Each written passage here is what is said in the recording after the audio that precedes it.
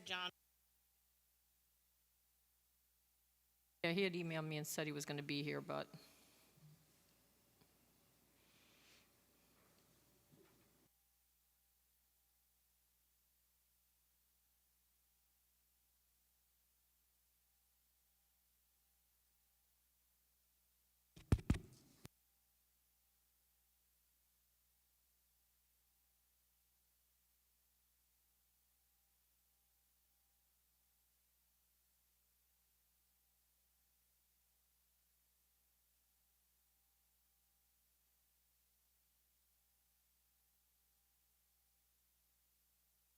good. All right, everyone, welcome to the Tuesday, October 19th, 2021 Town of Monroe Planning Board regular meeting. Noreen, would you please take roll call of attendance? Anthony Vaccaro, Here. Lisa McQuaid, Here. Bonnie Franson, Here. Jason Sorinsky, Here. Jeff Manson, Here. John Allegro is absent, and Pat Shea. Here. With that, we have a quorum, so we can conduct business. I'd like to point out the fire exits. There are two in front of me on either side of this room. One, the entry that everyone came into, and then there's another out to a patio in this direction. With that, let's all stand for the Pledge of Allegiance. I pledge allegiance.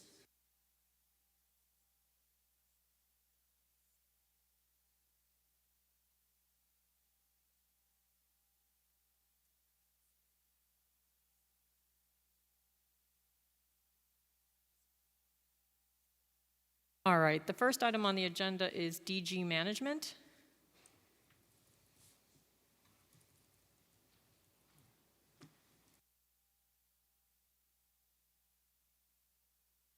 I'm going to revise.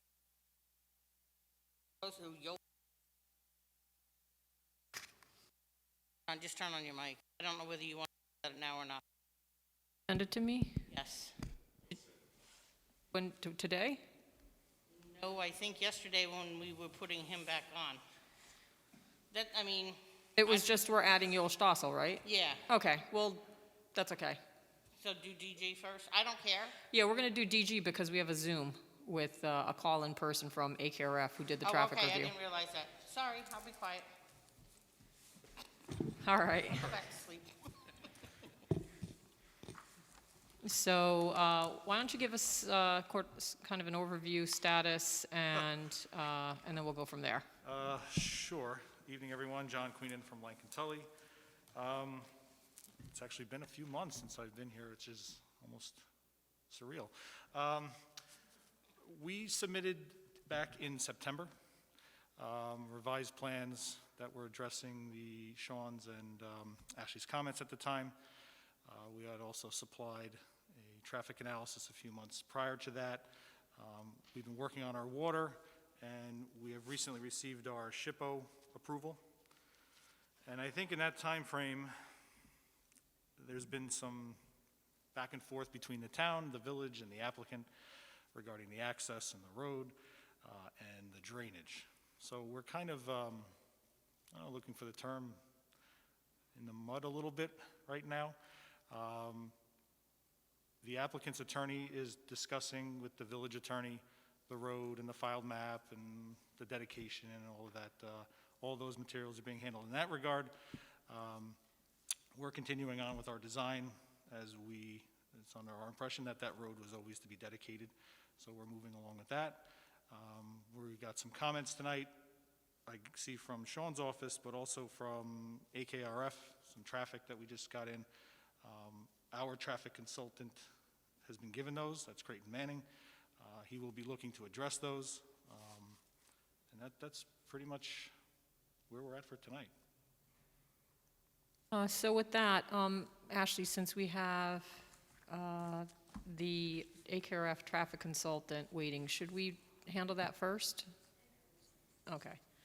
So I'm going to bring him in with Zoom. Hopefully this works.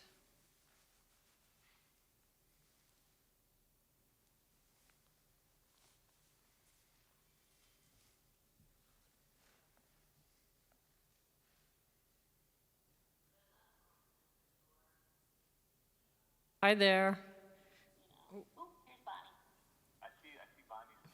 Here I am. There she is. Hi, Bonnie. Hi, Bonnie. How are you? Good, how are you? Good. Good. So we are here, DG Management is on the agenda, and let me see, can you all hear? You're able to hear well? Okay, I can hear you well, and I hear a voice in the background, but it's not that clear. oh, good idea. So Nina, can we record the Zoom, because then we'll have it for our minutes? Yes. Perfect. Okay, Yes.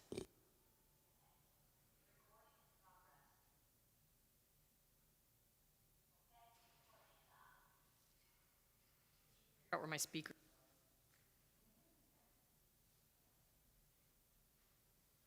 I want to aim the microphone. Can you talk, Nina? sure. Can you hear me okay? Is that better? No? I can't.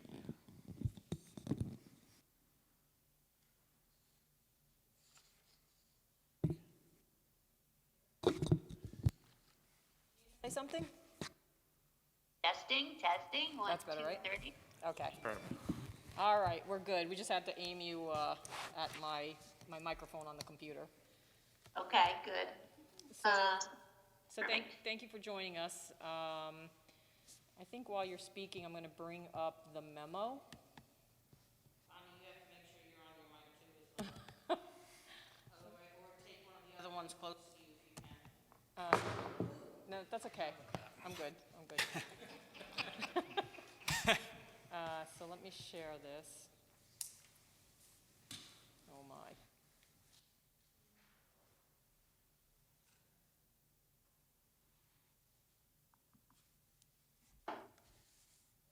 Okay, you guys can see that? Perfect. Yes. Okay. So why don't you give us an overview of what ACAREF did and what your findings were? And let me know if you need me to scroll. Okay, all right, so thank you. I'm just gonna turn you over to Alex Ald, who's in our traffic group. He reviewed the traffic assessment and can give you an overview of the materials we looked at and the preliminary recommendations and findings that we also forwarded to the applicant's traffic engineer. So Alex, take it away. Okay, thanks, Nina. So ACAREF reviewed the traffic assessment report that was prepared by Creighton Manning, which was dated June 23rd, and the most recent site plan drawing set, which was prepared by Lankin Tully Engineering, which was dated August 25th. And we reached out to Creighton Manning the traffic assessment report had referenced the 208 Business Center traffic assessment and resourced it for a lot of the data that was used in their traffic assessment report. So we had requested a copy of the 208 Business Center traffic assessment, which Creighton Manning did provide, so we included that as part of our review as well. So again, in the memo, we've listed our findings across the 2 pages here. Many of the comments, again, were more technical comments.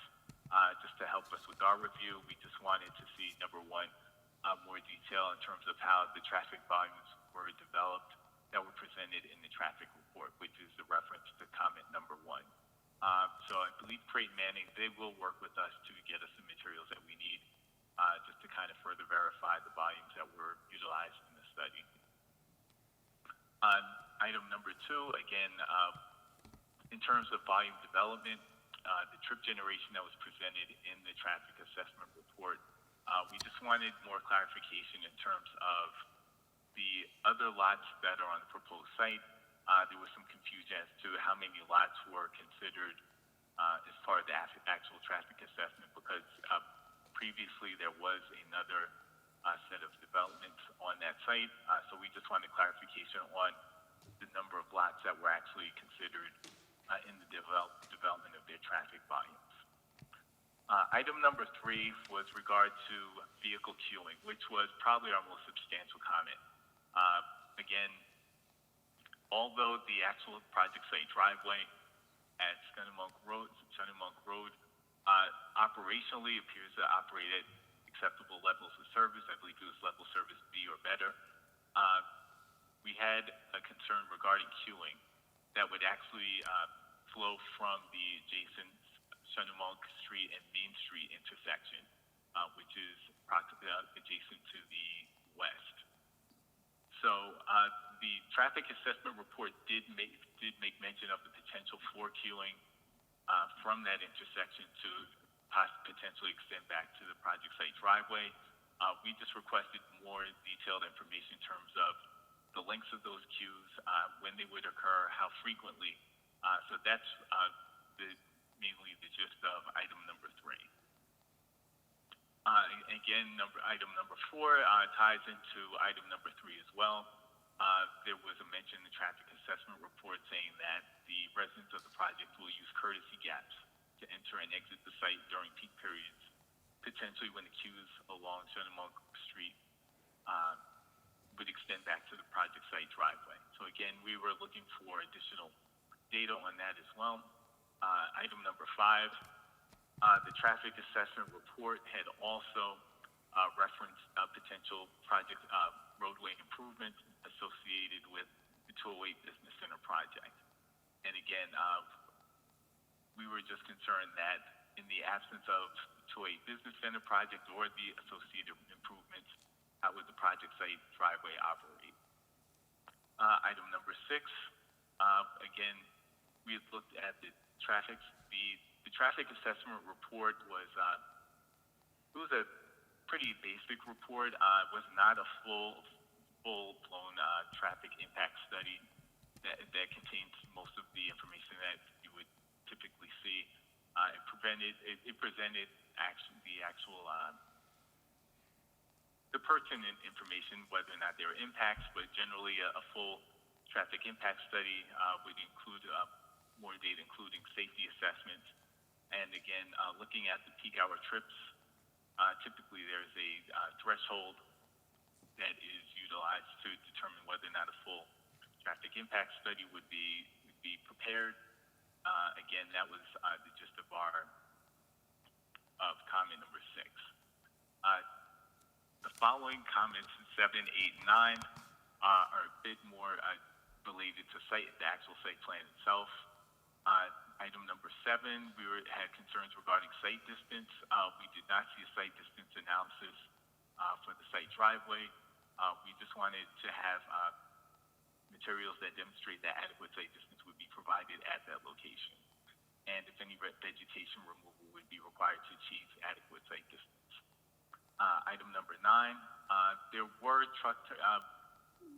we were also concerned about the truck turning path analysis, whether or not a fire truck could adequately navigate entrance and exit to the site as well as navigate the actual site roadway. And the final comment was regarding traffic conditions on and off site during construction.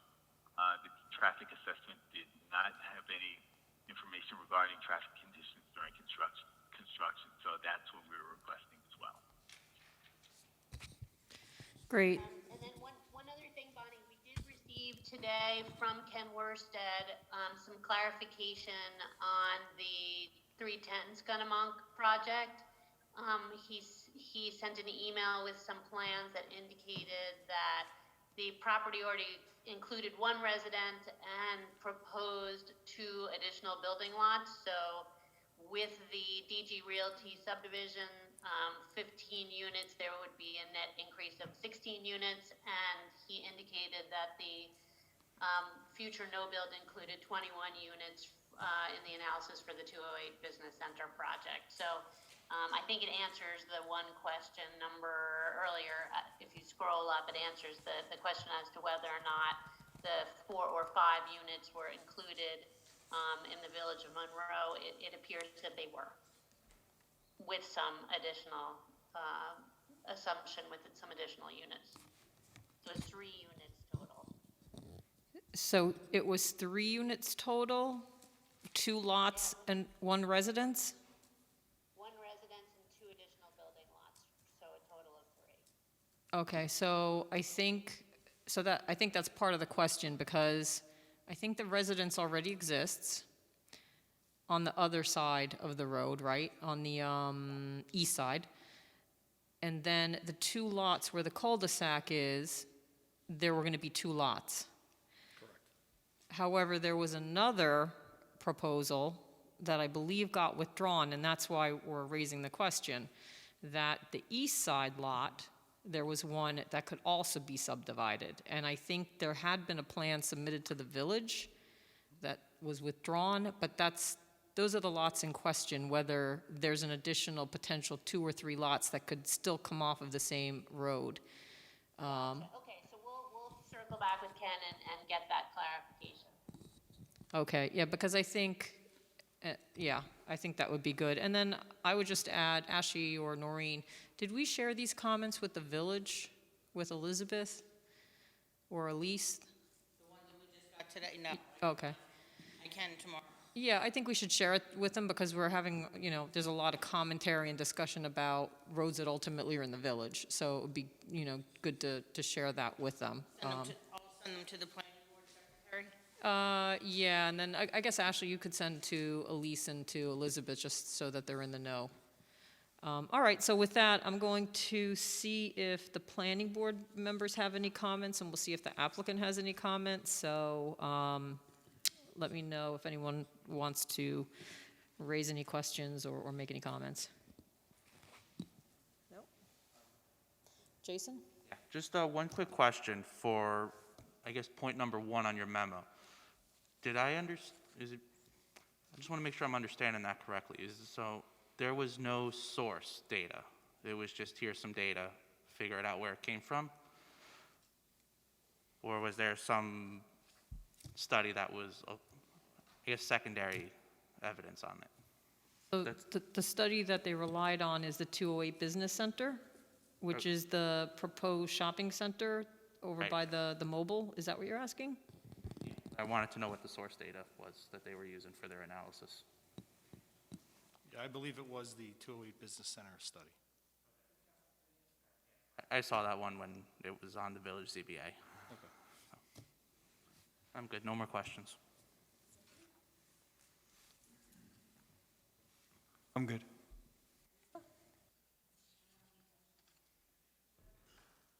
No questions. I'm going to defer to our traffic consultant. I do have one question, though. Comment 6, if we could go through that, because that's going to trigger whether or not we need to do a lot more work than what we've already done. So if we could discuss that tonight, I'd appreciate it. Yeah, that's a good point. And Anthony, before we do that, did you have a comment? Yeah, I'm sorry, I just thought of 2 comments. One was, is there a minimum distance that an intersection can be from that traffic light? And the other question, and I think was addressed somewhat, was about queuing on the proposed street. Thinking about buses trying to make a left turn out of that street onto Forest, and if that was considered. Alex, can you respond to that? Okay, could you repeat the question? It's a bit faint in the background. Oh, sure. So the first question had to do with, Distance from the intersection to the proposed light, are there minimum recommendations or requirements for that intersection to the traffic light on 208? And the second question was about queuing from the proposed road and making a left onto Forest if, consideration of a school bus trying to get out of that subdivision. I know that in the morning that traffic backs up pretty badly, and it would be difficult for a bus to leave that subdivision. were you able to hear that? No, it was still a bit muffled. Okay, can you hear me clearly? I can hear you, Bonnie. Oh, okay. So the first question had to do with, is there a minimum, a recommendation for the minimum required distance between the 208 intersection, where the light is, and where this street is entering? In general, is there some distance, between, that should exist between the 2 intersections, sort of as a general rule? And then the second had to do with buses that may travel on the proposed road, and as they approach Scunnamunk Road, if they want to make a left, meaning heading eastbound toward, let's say, the village of Curious Joel, is there any issue with queuing and buses being able to exit from the intersection? Yes. Okay, regarding the driveway, there's no standard, and for this instance, there's no standard distance. New York State DOT, generally speaking, again, from my experience, they typically weigh in when there are two adjacent driveways, for example, maybe two retail outlets that are directly adjacent to each other. But again, regarding the queuing, one reason that we did request the additional queue information from Creighton and Manning is so that we could actually make a better assessment of how the queuing conditions would be. One possible recommendation, and again, this would depend on the additional information that we get from Creighton and Manning, is possibly restricting turning movement in and out of the driveway, possibly during certain peak hours, but restricting them to right turns in, right turns out, that way to avoid any left turn conflicts. Did you hear that? Okay. Right, I think with that then, we want to talk about the comment number 6. At this point, the applicant's engineer did not do any kind of level of service analysis, and your, I think he did. did he do a level of service? Yeah, he's showing level of service A and B. Oh, sorry, George. Yeah, he did do a level of service analysis. Okay. Alex, can you explain then the 100 peak hour trips and not doing a quantified analysis, what that means? Right. Quantified analysis more or less refers to what's considered to be a typical complete traffic study. For example, with regards to New York State DOT, and just using New York State DOT as an example, typically a quantified traffic study would fully assess existing conditions, future conditions without the proposed project, future conditions with the proposed project, and typically safety analysis and possibly transit analysis, a lot of other components that were not included in this traffic assessment. However, due to the potential relatively low volumes projected by the proposed project, as it stands right now, this would not appear to require full quantified analysis, which would include some of those other elements that I just mentioned. However, this traffic assessment, we're basically looking at the projected number of trips, essentially provided basic conclusions, but again, like we said, depending on the actual threshold, a more quantified traffic study would include some of the other elements, including a full assessment of existing conditions, a full assessment of future conditions without the proposed project. But again, for the purposes of this study, they did provide what we consider to be a basic analysis, enough to draw conclusions from. So basic analysis meaning they did an LOS for that intersection, but basically just took into account existing conditions and then the number of trips they were adding to it. Right. Typically, a quantified analysis would, in addition to the actual project site driveway, would assess other adjacent intersections. But in this case, the assessment was pretty much limited to the site driveway only. But typically, in a quantified analysis, you would assess, aside from the project site driveway itself, other adjacent intersections, especially major signalized intersections, which was not the case for this traffic assessment.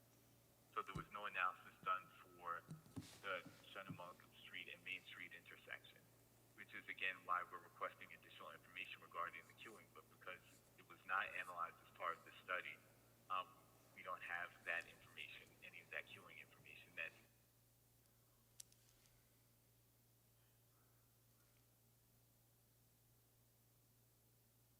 Sure. Oh, okay, for a minute I thought it turned off. So, Alex, in your opinion, and it seems that that's what you're stating in number 6, that we can still get at various understanding of mitigations or improvements that may be necessary without having, and you've asked for additional information, but we don't necessarily have to do a full-blown quantified analysis? Right, based on, assuming that, again, that the threshold is not met for a full quantified analysis, and a quantified analysis is not required. But again, to fully assess queuing conditions, there would still need to be further work done. Some sort of assessment at those adjacent intersections. So some sort of assessment done at the intersections, but not the full quantified analysis with the no build and the future, et cetera. Didn't the 208 Business Center already do that and include our project? All right, so hold on. Alex, could you repeat that? Okay, sorry about that. The traffic assessment as it stands now, the analysis is limited to the site driveway only. And looking at that as an isolated location by itself, again, as the report indicates, the actual operation of the driveway itself is at acceptable levels of service. But but again, the study's not considering any of the upstream or downstream intersections, and in this case, Chenamonk and Main Street, where part of queuing.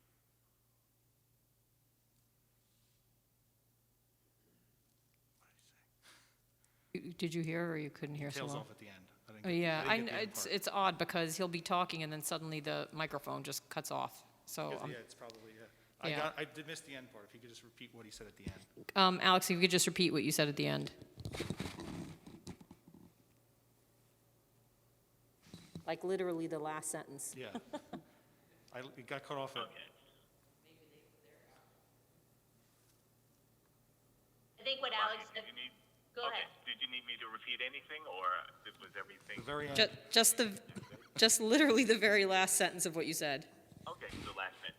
Okay, but hopefully my memory will serve me well. But again, the main point I just wanted to drive was that analyzing the site driveway as an isolated intersection and not considering any of the adjacent intersections as part of the analysis does not give you a full overview of how that intersection would actually operate, because it doesn't take into consideration any of the operations at the adjacent intersection at Main Street. I got it. I would agree, but it's kind of a piggyback off the 208, because the 208 analysis included our units. So that's why we were using the 208, and then we did a site-specific study for the driveway. You're saying 208 included DG management. Yes. It did not include did it include the other multiple properties? It included both the village and this piece, Okay, as 21 lots or units. okay. So I think we have the data.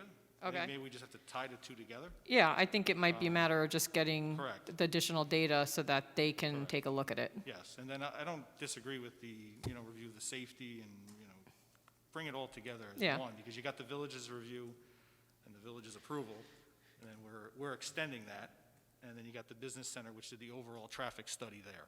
So I think if we just I think the data's there. I think we just have to tie it all together. Yeah, and at least from my perspective, the number of trips that are going to be coming out of this particular subdivision, it's not that level of service is the issue. It's the fact that you're coming out onto a road that has a potential level of service issue because of the backup.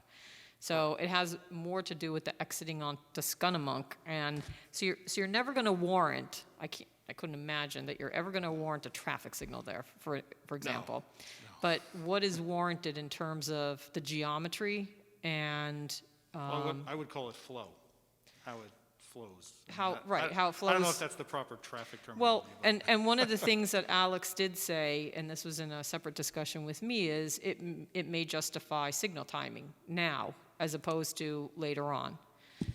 Is that, I don't know if you heard me, Alex, is that correct? I think yesterday we talked about, for example, yeah, so he said that's correct. So I think if we have all that data, it's useful.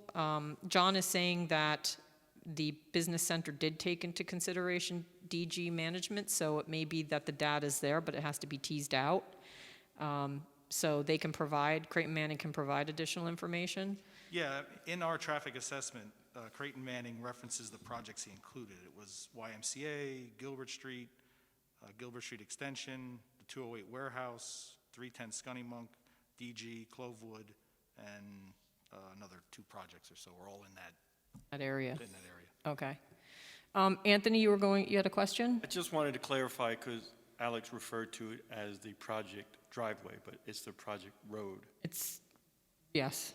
Okay. Yes. So, my sense is that I think with regard to 6, we don't even have to make a determination yet because you may already have the data. So, the analysis of no build, that data may already exist to look at. It does on the 208. Right, As and long so. as long as the board is comfortable using that data and tying the 2 together. Sorry, George. Using that data and tying the 2 studies together. Right. Essentially. So, Alex, John is saying that, I don't know if you heard that, so long as the planning board is okay with us accepting Creighton Manning's data. Well, that's a question for the board. Are we okay with them trying to use Creighton Manning's data rather than having to do a full-blown traffic study? If it gets at the same, conclusions? But I have to, probably already done, right? The data was taken. Right, I think For it that, has to right. be teased out, or Yeah, it has right. to be, further reviewed. I But mean, I don't know that we're looking to do a full-blown Yeah, I don't think you're gonna analysis of get- each of the I intersections. agree. I don't think you're getting any more data than that's already available. I mean, we're looking at generating somewhere in the range of 15 to 17 trips.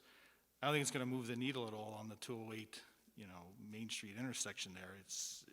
You're not going to show anything. Yeah, I think so long as we can come to some mitigation based on the data that's already available. Like I said, so let's assume you're first in the door. The business center has a while still to get its approvals. Correct. So you come in first in the door. Is there a mitigation, like signal timing, like some other improvements Yes. that could be done? That would be your responsibility because you're kind of first in the door. Correct, to mitigate our road, our driveway. Right, and so Alex, from your perspective, is there enough information from that existing data to be able to identify mitigation measures that would relate specifically to this project? No, at this point, we would still need some of the additional volume information from Creighton Manning. But the volume data they already collected from the business center? Correct. Okay. So I looked at the 208 Business Center traffic with great interest living on Arico Terrace. And I think actually the study is very applicable in what they looked at to this proposed project, number one. And living on Arico Terrace is approximately the same distance from the intersection that we're talking about as the proposed project site, down a different street, but I live in a very similar situation to what we're talking about making. So number one, I can guarantee you there are going to be times when the queuing goes back past this street. It's something I live with occasionally. If I had to guess, I'd quantify it as maybe 15% of the time. There also, in our discussion, seems to be an assumption, and in what we're reading, that the preponderance of the trips off this street are going to be into that intersection. But particularly when the traffic is queued back past there, over time, first of all, there are going to be residents who are heading off that street who are heading either over the Forest Street Bridge to the other side of the highway or but what they're going to learn to do is when the traffic is that far backed up, to not go into that intersection, just like the people on my street have. That they're going to wait for a courtesy gap, they're going to make the left, and they're going to head around the back, they're going to pop out by North Main, or they're going to head out over by Smith Clove Park and go about their business that way. It's how we all learn to deal with volume traffic. You go another way. You find a different option. And the residents there invariably they're going to be living in a very similar situation to what I live in now, on a cul-de-sac off this very busy intersection. And there's times where it's no problem and they're going to make that right turn and head in the intersection and go about their business, but more times than I think we think, they're going to be going the other direction because they're going to want to avoid that. So just something for your client and for the planning board to take into consideration as we're talking about traffic and we're talking about trips on and off of this street, where they're really going to be coming from. Any other comments? Just want to make sure that the previous study, when it considered this project, realized that there was only going to be one access to the site and not the other access to Orico Terrace. Okay. They would have gotten the site plan that we have for DG management. Yeah, and our access, our main access has always been off of Scunnamunk. At one point, I think we had one driveway going out to. Going out the other, the other. right, and O&R wasn't, I don't think they were happy with that. No. Yeah. Bonnie? So, Bonnie, I have a comment. yes, So I thought when we looked at the 208 Business Center that they were going to try to reconfigure the road at that intersection at 208 where North Main and Scunnamunk and 208 kind of connect. if it's, well, I think some of that has to do with if this project is approved. I don't know how much is planned versus how much is really the business center's responsibility. It's probably a combination. I think it is, yes. Yeah, but I think that the impetus for it is the development. Correct. So only if that development is approved, may it happen. The So 208 Business Center. yeah, so So, I mean, if they're going to reconfigure the road, that might be better for the traffic, because it did seem like, rather than have the stoplight and have people go up and around the gas station there, or whichever direction you're going in, it seemed like there was going to be a better flow of traffic without a stop. right. That's a big if. If the Larkin Drive extension happens, and if the 208 project traffic plan comes to fruition, it's a whole different ballgame. A Right, lot of we- the concerns that we're talking about Correct. in relation to this street become a non-issue because so much traffic that's going through that intersection will not exist anymore. Right, so if 208 it's Business if. Center gets, especially if Larkin Drive gets built, then queuing and everything else goes away for the most part. I didn't But realize this had to do with Larkin Drive as much. I just can't picture that- Larkin Drive from Well, that it's- end of it. It's, that's yeah, all. because it's the extension all the Right, way right. through to connect to Okay. 17, so that those coming off, I guess, Forest Street and coming off of, what's the other bridge over by Larkin? Yeah. So it provides alternative access out to 17.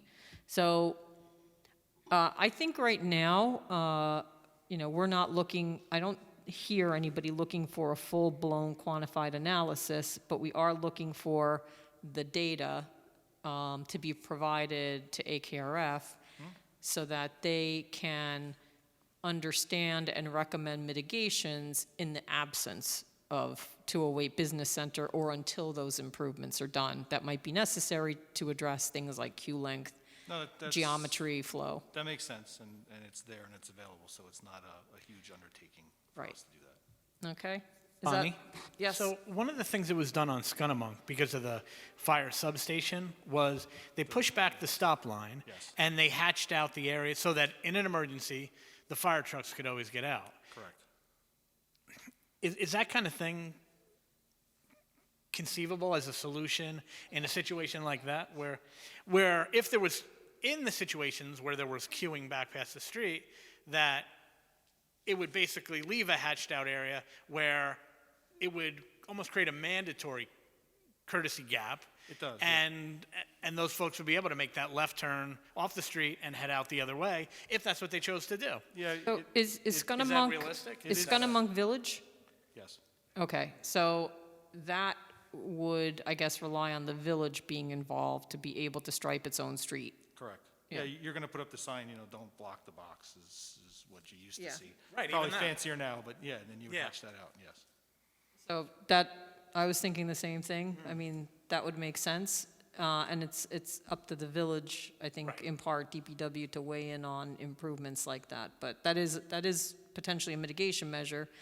I assume you could do it on a village street. Yeah, I mean, as long as DPW looks at it, yeah. And is okay with Just it. like they're doing at the firehouse, yeah. Yeah, so, anything else? So I think we're good as far as traffic? All right. Alex or Nina, do you have anything else you want to add? No, I think we're good. We'll follow up with Ken at Creighton Manning. He received the memo, said that he would get back to us if he has any comments, so we'll circle back with him in the next week or so. And we'll get back to the planning board if we have any additional questions. Okay, great. Well, thank you for joining us for the evening. Sure. And Bonnie, I will send the recording. Okay, great. Thank you very much. And then we can load it up. Thank you. Thank you, guys. Good night.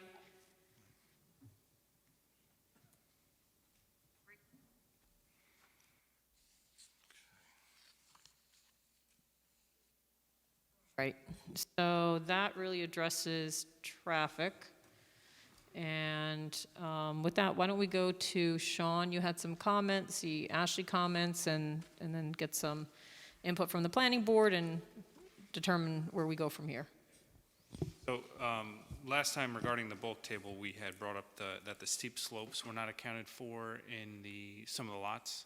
I just noticed that it looked like lots 3 and 7 had some additional steep slopes that weren't accounted for, so just looking to get that clarified. Yeah. Is that proposed slopes you're looking at, or existing? Proposed. Oh. We have to take out proposed? Yeah? Okay. I'll look into it. And regarding the SWIP, a revised one was submitted that was dated August 25th. I had a question clarifying some of the pre-development drainage areas and time of concentrations. And then regarding, so all the drainage, or I should say most of the drainage is coming down to that one reserved easement area on lot 1, which where the proposed roadway will be connecting to the village. The SWIP takes account for an underground sand filter as well as additional storage in that area. However, the proposed detail for that structure only shows the proposed storage. So, that sand filter and the SWIP is taking account for probably 75% or more of the water quality treatment. So that, that'll have to be added into the detail. And then just bringing up again how the proposed, additional drainage quantity will be addressed with the proposed village subdivision and proposed stormwater mitigation on that project, since, they're proposing dry wells, which I understand don't have any outlet anywhere, so. And then just number 3 was just additional cleanup technical comments regarding some of the erosion and sediment control during construction.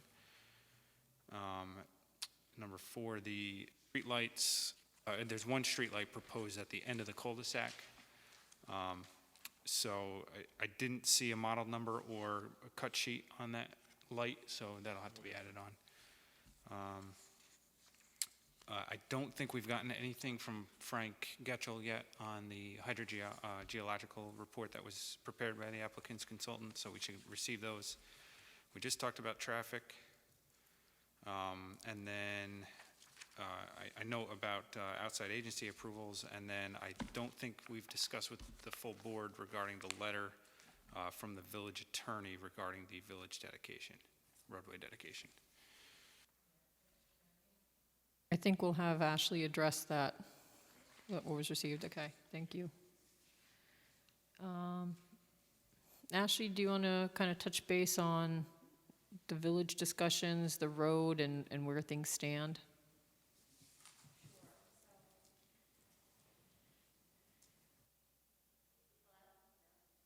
Hello? Okay.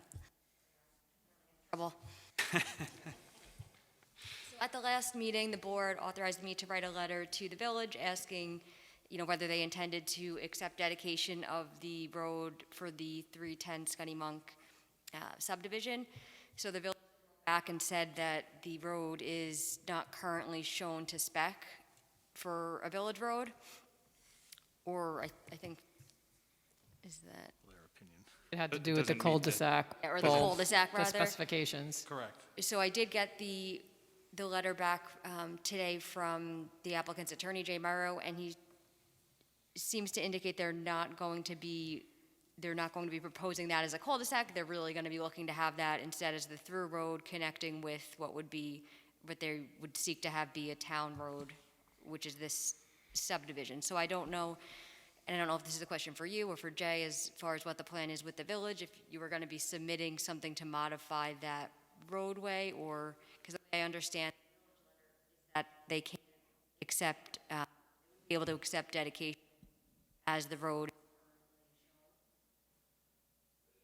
Yeah, I am not moving. Can it be pushed I swear. closer? It may be already, Okay, I'll try that. yeah. So I don't know if that's something that's been discussed at all, because I know that's on the map showing the cul-de-sac. I don't know, Yes. what type of planning board / village approval would be Well, required to get the road changed to this. Well, Jay Myro is handling all that with the village. I can just tell you what we've been told all along and through the minutes of the village planning board meeting. That road was designed as a temporary cul-de-sac. That's why it's not a full cul-de-sac. It's in the minutes, and that it was going to be in the future most likely extended, and that's why it's not a full cul-de-sac there. It's a temporary cul-de-sac. Notes on the plans, I didn't do the plans, it wasn't part of the village approval process, so, but in the minutes, it's to be a public street with a temporary cul-de-sac for turnaround until such time that it was extended into the town. Beyond that, I leave it to the legal minds to sort that out. Yeah, no, I'll hold comments. We'll finish with whatever Ashley has to offer. So I think I could certainly touch base with Jay and see where he, Yeah. stands with that, because access, as the board knows, it's one of those important threshold issues. You need to make sure there's adequate access, just like there's adequate water, sewer. It's really one of those really threshold issues for any kind of project. Have any questions about that? Well, I guess I have a comment. I think if that subdivision had been processed along with this subdivision, I don't know that we'd have some of these issues. I think that this is my opinion, I think it was segmentation. And the reason I say that is because to be able to get an approval from that planning board, you had to show a cul-de-sac because at that point in time, it wasn't going to extend. So that was assuming access to 2 lots. The cul-de-sac didn't meet the specifications because it was arguably temporary, but Correct. but I kind of wonder, had it been designed the way it was supposed to be designed, let's say in accordance with village specs initially, would you have even been able to get 2 lots? And I don't know the answer to that. I don't either. But again, hindsight's 20/20. But at this point, it could have shown 2 lots and a through road going, to connect to this one. And I think, again, some of these little quirks now in the process may have not existed, but we are where we are. And I think it was also a function of our application seeking access. I mean, you know what we've been through. So I don't think it was planned that way, but, we were looking at the O&R easement for our 50-foot right-of-way. We were looking at combining with the subdivision next door to that, and we just ended up going that direction, so.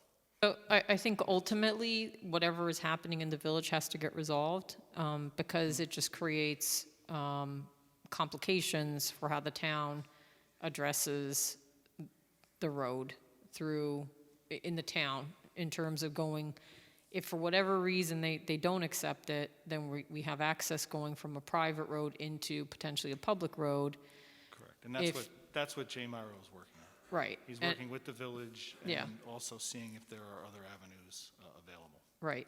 because if for any reason this became a private road, we have our own implications in the town as far as total number of lots. So, that has to get resolved in Or the even if end. it was private to public, I don't know. But Yeah. that's what he's currently working on. Okay. All right. Ashley, anything else? That would be something, that's an avenue that we use, or he's also pursuing that not only with the town board as well, because they're ultimately the ones that would have to accept any road, so I don't know what their position would be if it was going to be a public road off of a private road. I mean, there's obviously issues with, Yeah, we don't- maintenance, access to that. I agree, we don't want to go that route. I mean, we are working with the village right now, but we'll see. We'll see where we end up. That is the access issue. I did notice, I was looking something up on the parcel viewer, and it looks like the property is owned by a different corporation now. Okay? Premier Circle LLC, so they'll need to fill out new owner's endorsement and all of the proper paperwork for the new owner. Okay. Well, we'll still get paid. I think we talked about seeker a little bit and what else is needed, in addition to figuring out this access issue. Some things, you mentioned this SHPO approval you received recently. Yes. I don't think that's been submitted, so if you could make sure to, Yeah, we got it after the deadline, so we didn't submit it. I wanted to mention the SWIP already, and I know drainage onto Scunny Monk is a question there. Bonnie, you had requested with respect to the visual analysis that there be, I thought you had asked for some type of narrative to accompany. I saw they did submit something, but I didn't see, I thought you wanted some kind of assessment or narrative with the DEC methodology, and also there was talking about the Heritage Trail. I don't know whether, you're satisfied with what's been submitted or if you're still looking for more on there. I did speak with the county attorney's office about their comment about the sewer district, and they confirmed that if you're not in the Moodna Basin and if you're in the sewer district, then that's not an issue. They're just going to be putting that comment from now on all applications in Monroe, just to be aware. Yeah, just to give you an update, we are in sewer district number 1. They have issued a technical approval, and we did submit to the DEC, so we're just waiting for that approval. And we have all those emails and the technical approval? Yeah, and- they copied the board on it, so Okay. if you don't have a copy, I'll get it over to you. Do we have that? I don't think we have. Okay. Was that recent? It's a couple months ago. Yeah, I'm not sure. All offhand. Yeah, I don't either.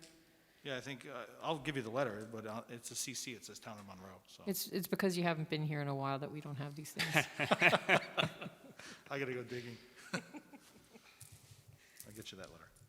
I know you had also asked for a letter from the Natural Heritage Program Yes, and and the I, DEC. I don't know whether you've been able to get that yet, John. yeah, I think you mentioned that you did, but did we get a copy of that, or did we have that? Noreen, do you recall? I don't recall getting that letter. Oh, you didn't? I don't think so. I'll check. Okay. Oh, I could check real quick, I think. I think we're waiting on comments from your landscape architect, Karen Arendt. I don't think I've seen any.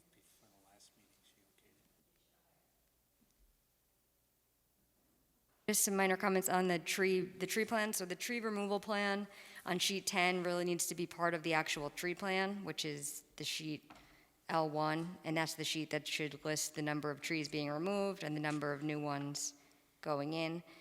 And the tree plan also needs to show the limits of disturbance and the buffer zones around tree stands to be protected. There's a note about buffer zones, but I didn't see that they were actually shown on the plan. Okay, I'll have Steve Esposito update it. I think the other things, I mean, architectural, I know there were some plans submitted a while back that haven't been updated, but there was, I know our architect has reviewed it, and I think that wasn't really, as far as seeker issues, that was not something.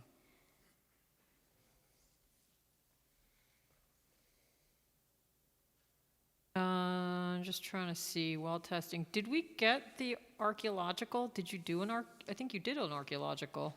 Yes, we did phase 1A That was with tracker. Tracker. Yes, and we just recently got the letter back from SHPO giving the sign off. You don't have that yet, because it just came in about a week and a half ago. Okay, I don't think we have that. No, I didn't submit it yet, because Oh, it was okay. after the. Okay, yeah, so the Chris system just shows it as open, it doesn't show it as Okay. closed, so, Yeah, okay. I have the letter, but we'll give it to you. That's Okay. done. All right. So there's still some open items there. Planning board members, any comments? Questions at this point? No? No? No? No? No. All right. So I think that's where things stand. Definitely critical path item is resolving the village. Yeah, it's the access. And I think a lot of the items are basically tying up as far as seeker. You know, a few more check boxes are checked off, so we're getting closer. We are, it's access now. Yeah, I think it's mostly access. That's it. So, all right, and I'll still look, I have to look at the visibility. That's my thing as far as landscaping. Yeah, and if you do, if there is anything additional, just let me know. Okay, Karen has the most recent landscaping, so, we'll expect her review. Oh, okay. yeah, I thought we had a Last I review. talked to Steve Esposito, he said that Karen was okay with it, but Okay. I didn't see anything from her. That could be, I don't think we have a letter, signing off on it, so. All right. Yeah, I think she just had a comment about some of the mix. So, all right. All right, thank you. Thank you very much. Sure, Enjoy. thanks. And this is it looks like it's Premier Circle, 21 South Street, Washingtonville. So, as you had mentioned. I think I was checked SBL or something, and Yeah, so that's definitely been a change as of 2020, though. So it's been a little while. It just didn't pop up, or maybe it wasn't recorded. I don't know. a while to record things, especially lately, but. Yeah, because of, I'm sure, COVID and whatnot. Okay. All right. Yeah, we'll definitely need that. Thank you. Where did we add Yoel Stossel? So you had it first. So let's, sorry, I have an older agenda, so. And we did have the traffic consultant waiting for us, so I think we can deal with this now. Fully understand. It's not an Thank issue. you. All right. I know there was a lot of back and forth going on today. Yeah, I think there's still some small items, so we'll have my office finish that up with Ashley, and it can be as part of the condition as discussed. So Okay. Yeah, just make sure you pull in the microphone. yeah, sure.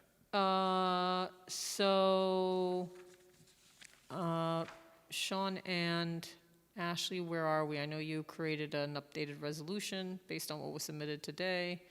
I know you were commenting on some of the items. So Joel's office had responded to my comments yesterday, I think it was, so I responded to his comments sometime today. So I believe I spoke to Yidi earlier, and he said that. So he's on top of it. Right. We'll get at this small things done. So, a condition of the proposed resolution is to, satisfy my review, so. Okay. Ashley? I think really the main other item, it was just the sign color, so I had spoke with Edie as well, and just updating, there was now in these materials, the paint colors for the different signs. There's a sheet showing all of those and what they're named, but the item material list lists different names of the colors or different numbers, so it's just making the two match, and making sure there's another revised date on the item list, just because there's been so many versions floating around, just to make sure it's really what the most up-to-date one is.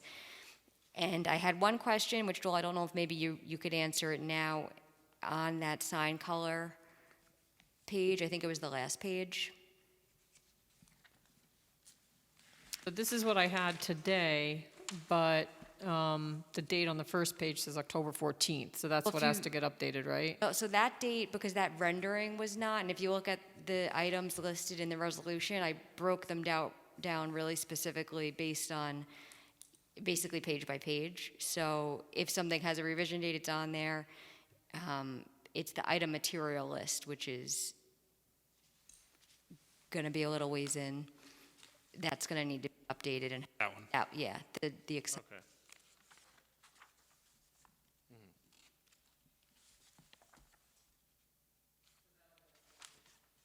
That'll get Okay. updated, okay. And then on the last page, there's just, I had a question about one of the colors. If you go, okay, there. So under that care sign where it says primary care, urgent care, is that the same blue color as the care, or is that, it looked like it was different to me? Well, it's the same It color. looked, It is the same color. it is, okay. It It must have just seemed to me, been, but I will verify that. We'll need to check with he was involved in the details, so. I will check with my office to make sure, but I believe it seems to me that it is the same.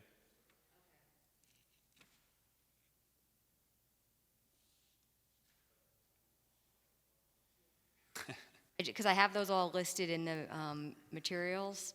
So if you look at page 2 of the resolution, Bonnie, I did need to specify what color that is, so I don't know if you could just pick one So at this then it point. should be the same It should be as the as the care, care? yes. Okay.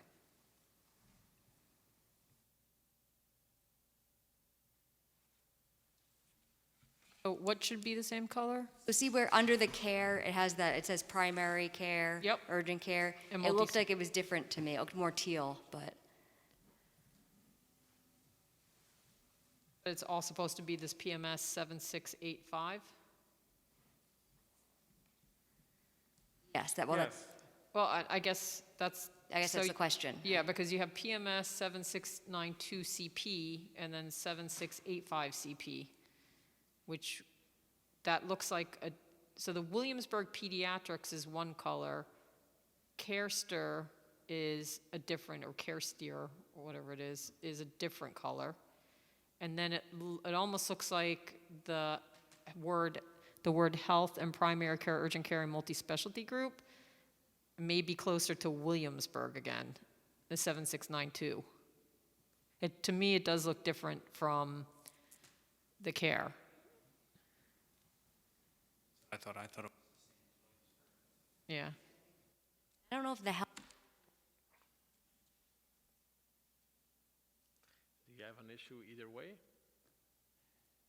No, what I'm asking is, might be that we should write that will be one of these two colors, or. I think Ashley's just trying to nail down which one it is for the Yeah. resolution. Oh, I think this like EKG thing is actually this color.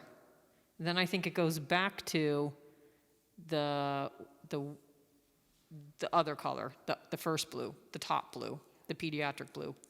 I think this may be closer to this, and this line is the same, it looks to me like care. Now, is that all on, are those two different? Let's go back to the image.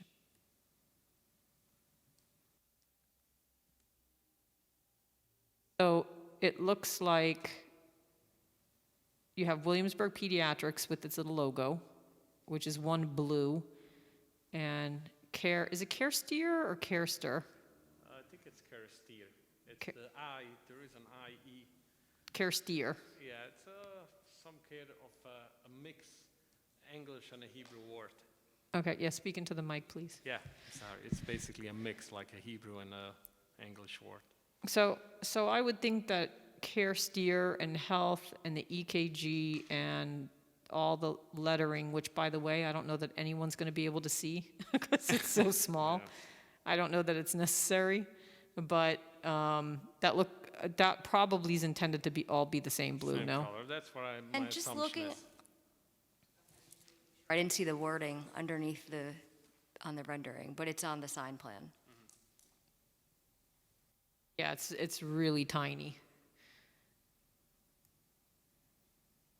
And then you have the phone number in black on that because you have two different signs actually, right? Yes. So we just have to make sure that the colors are reflective of all three signs. And we have now this, I forgot what the name of that is, the medical. The caduceus, thank you. Okay, so that's shown as, that's gonna be gray? That almost looks like metal there. The center one, yeah, Is that like acrylic? it says PMS 424 UP. So it'll be a gray. It will be gray. Okay. So you have white lettering underneath these two, and then Correct. on the other sign, you have black. The phone number is black because the sign is white, yes. Okay. And do we have so all those colors are listed on the, As Ashley says, there is some conflict, but we'll clarify that. We'll update the, all right. So let's, Phone numbers, I mean, those aren't listed, but it's just white or black. I don't believe those are I think on the material. Yeah, on the white sign, you have it as black, but then on the facade, because you have the colors there, you have it as white. correct. Yeah. I would just recommend to you, I would get rid of primary care, urgent care, and multi-specialty group, only because I don't think anyone's going to be able to see it, but that's up to you, your call. And so right now, we're approving it assuming, or on the basis that care steer, that blue, is going to be carried over to health, primary care, urgent care, multi-specialty, and the line. Correct. Okay, so that'll all be PMS 7685. Okay. Yep. All right. Board members, do you have any questions, comments? Should we go through the resolution? Do you have comments? Okay. Well, again, question for clarification, Joel. Yeah. One of the things I'd requested a couple of meetings ago was that on the materials list, that it delineate in one way or the other whether these were existing elements or whether they were new elements. And the one I'm particularly concerned about is the siding, because we've kind of talked about it back and forth. Is all the siding going to be replaced on the entire building? A portion of it is already there, and what is already there, we're going to keep the same color it is, and that's specified here. So I will give you an example. If you go to, there is some pictures, I believe that you have in the previous submissions, but there is some more white exists on the building, but some of the, basically a lot of the white is already there. We're actually taking off existing white and replacing that with a dark color as recommended by this board.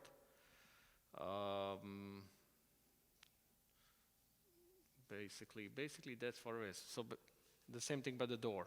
If you go to the entry door, there's a mix of three colors at that where the pointer is now.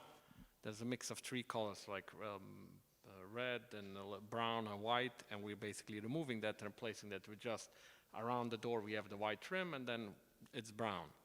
So A lot of the existing white on the building is already not in great shape. okay. I mean, some of the existing white that's in really bad shape is based on the rendering coming down. Coming down. That's the same thing. Basically, what's coming down, that's the old one. Now I got your concern. Your concern is that there's some maybe damaged siding or something like that. Well, there's that one you area would of like damaged to get. siding. There's a couple of areas of discolored siding. You know, we just want to ensure that everything looks uniformly new and fresh when this is completed. I see that on the back of the building, the entire back has been stripped. It's existing, and has it's been, already brown, and we're keeping that.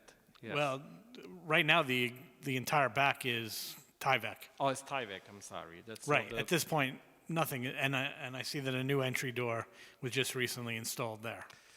So the door was there, they closed it, and per the building inspector, they're supposed to reopen it. The state, I don't know The why. entry was originally there, right, Yes. from previous. It was But an they entry. replaced it with a new door. So that's what it is on the rendering now. The door that they put in on the back, is that the same as the one that's at the top of the ramp? I wasn't clear on that. I'm Not sure. not sure. That's in the back. No one sees that together, so it's basically it's an emergency exit door not being used. Just you have it in the Do we have the I back think it's- elevation? I think it's the end. We did like more like a picture and put on the color, you can go, it's more to the end. It's basically, it's a Rendering solid door, it's a elevation. solid brown door. Yeah, I saw a picture Yeah, of, so it's basically no glass on it, so it should be like, but was that But replaced? But that's not the door that's there. that's not the door that's there now. The door that's on the back of that building is predominantly glass. It's got a brown trim. that has been It's got one crossbar in the middle on the inside.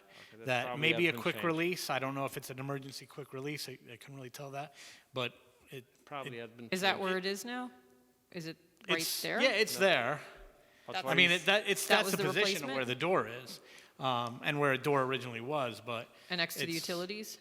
But it's it looks much like the door, if it's not the exact same door, as the one that's at the top of the Okay. ramp. So probably It's a they're- single glass So that's pane. probably replaced at that point, okay. Because I know there was back and forth with the building inspector on that door.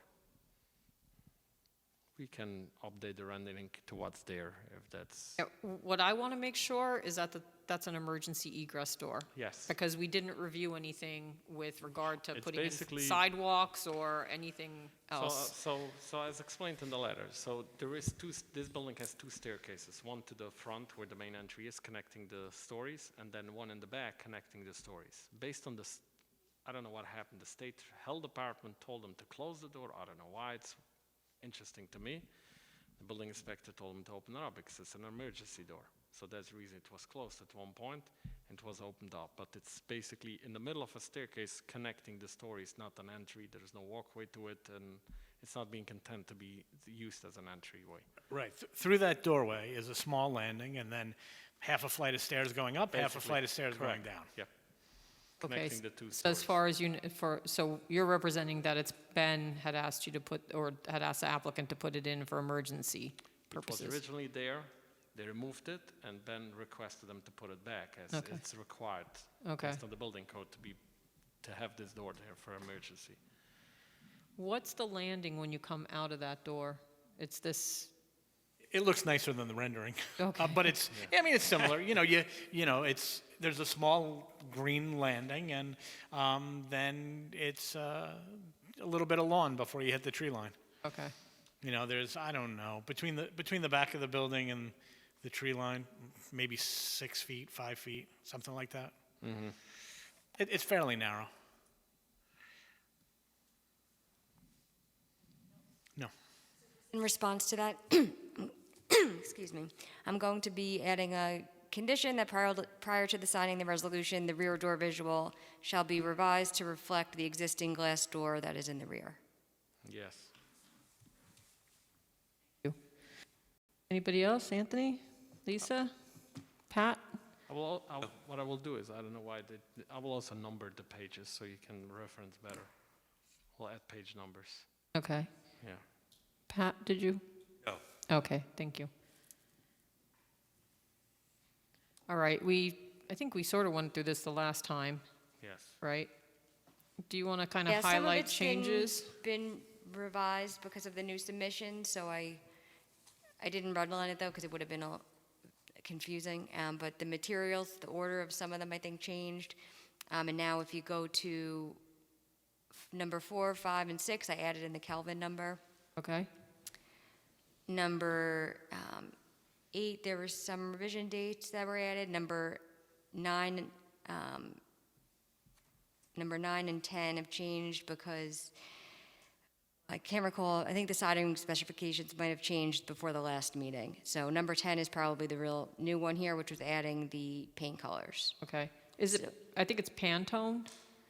Pantone? I'm missing a T. I think it's Pantone.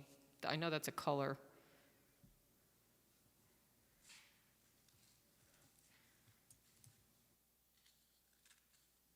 Yeah, I had missed A-N-T-O. So I think it's Pantone. All right.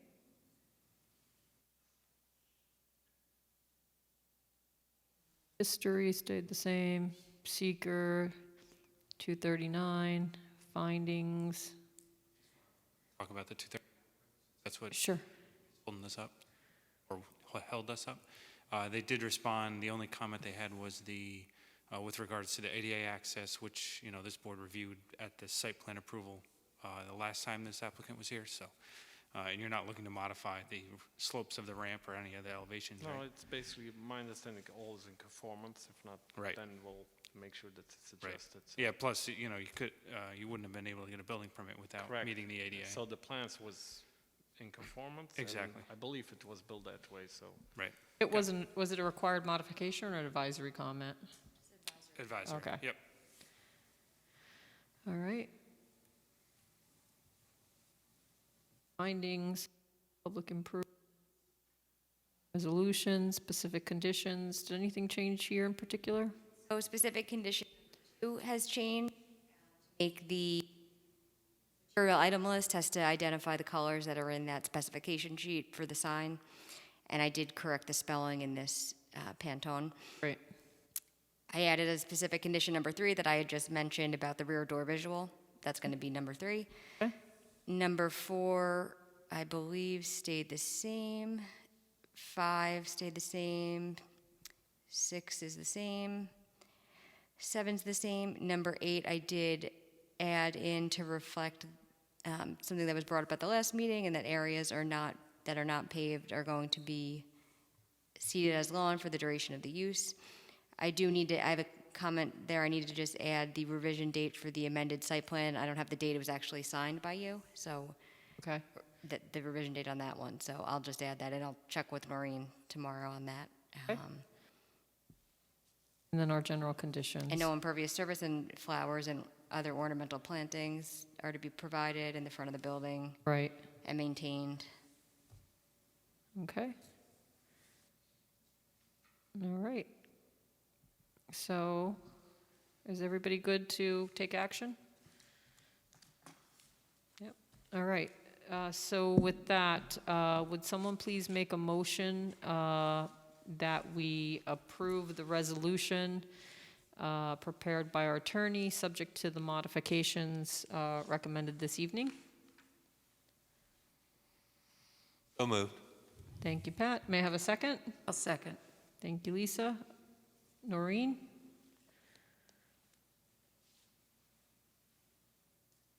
Anthony Vaccaro, Aye. Lisa McQuaid, Aye. Bonnie Franson, Aye. Jason Sor- Aye. Nay. Okay. Nay? Pat Check,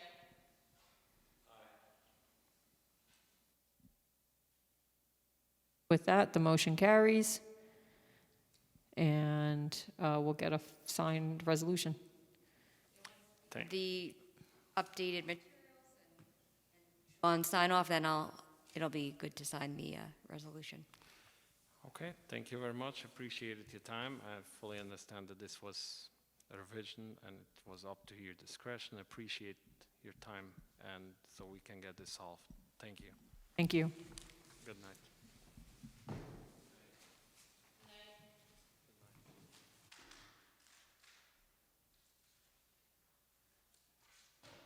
All right, next item on the agenda is Meadow Hill. I hope, since I have the old agenda. Okay, I had only put you all up front. okay.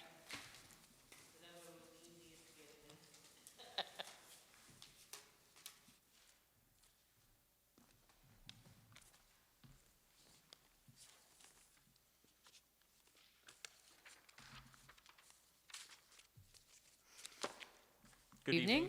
Why don't you state your name for the record and give us an overview of where things are? So my name is James Rugnetta. I'm from Petersack and Fow, and I'm representing the Meadow Hill Cluster Subdivision.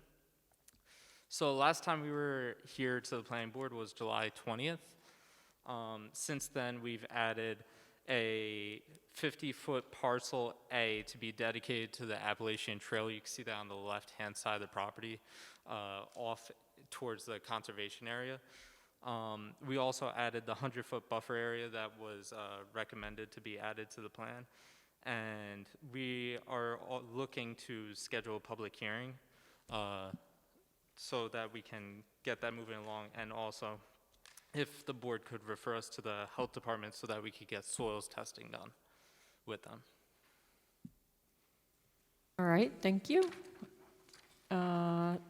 So we'll take Sean and Ashley's comments next, and then the planning board can comment on the subdivision. So I think there's some confusion, and I think I might know the source of the confusion. So you have both the response letter and the plans noting the SR20 zoning district. I think you're getting the zoning map from the county's website instead of from the town code, which this is in the RR1. Okay. So that has to be updated, which of course affects the required setbacks and such, bulk regulations.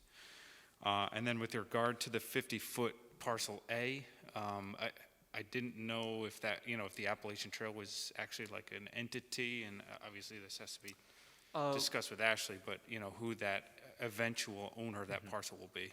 Yeah, we were coordinating with the town of Chester, with Don Sirota on that, but I would have to actually check to see who the actual entity that would be dedicated to, Okay. like the proper term of who that would be.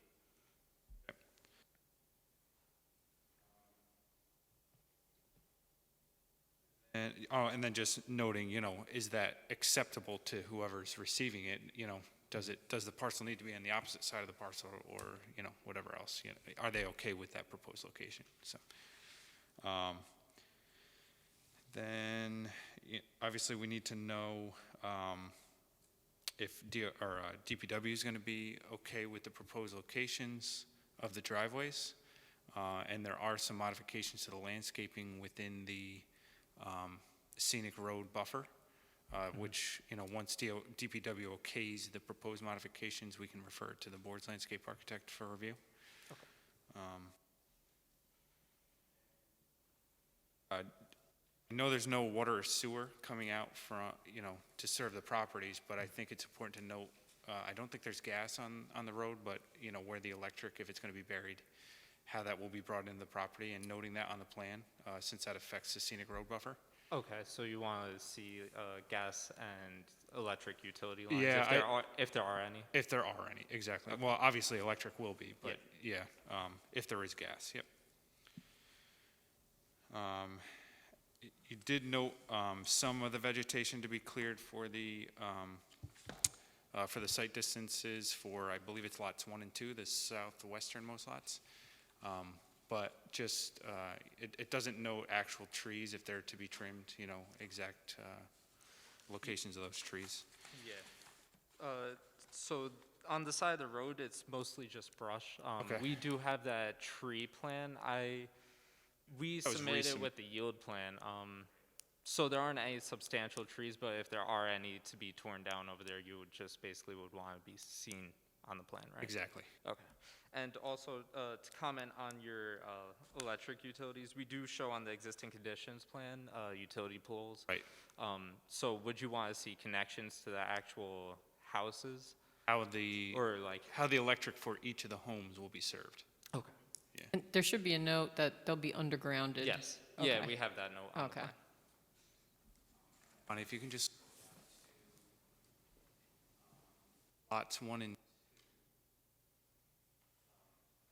see that odd jog in the right-of-way, right where their proposed roadway connection is, the 25-foot buffer, it should be from the right-of-way, and it's not. Yeah, that will be revised in a future submission. Yep. Obviously, as you stated, you'll need preliminary approval with the health department for realty subdivision, for wells and septics. You note that in your response letter that a SWIP will need to be prepared since there's over 2 acres of disturbance.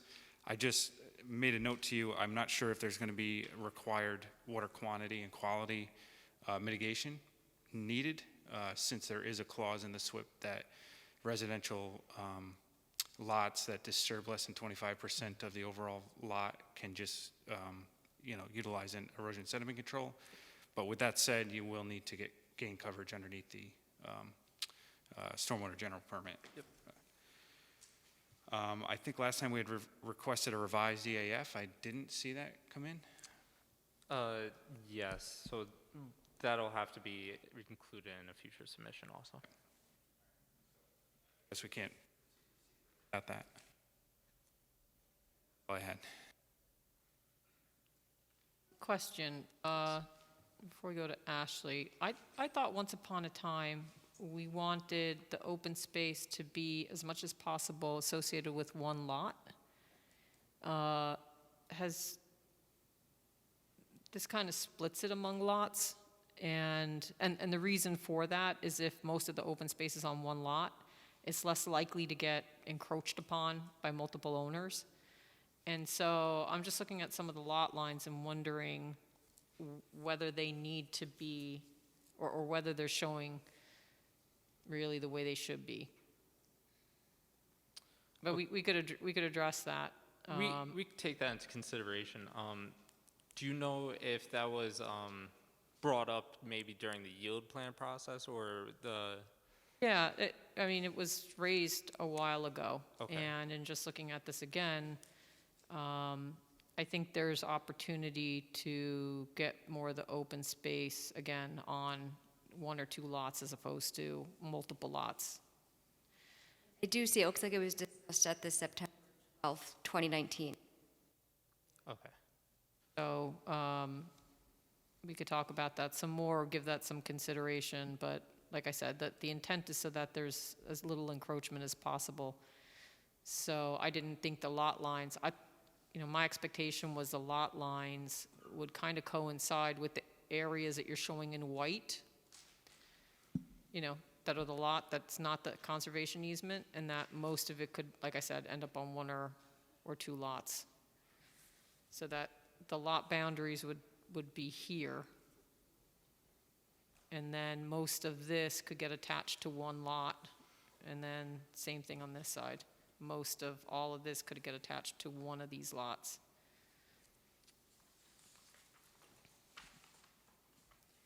Because now it's showing as if the lot lines are going all the way back.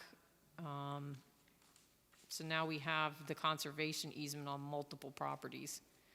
And, then we have to have a description and, Yeah, that's something we all, could all look into. kinds of constraints on all of the lots. So if we could kind of consolidate some of it, that'd be great.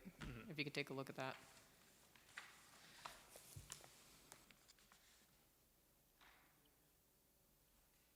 So those are your comments, Sean and Ashley? So for purposes of seeker, you did declare your intent to be lead agency back in 2019. And I believe, I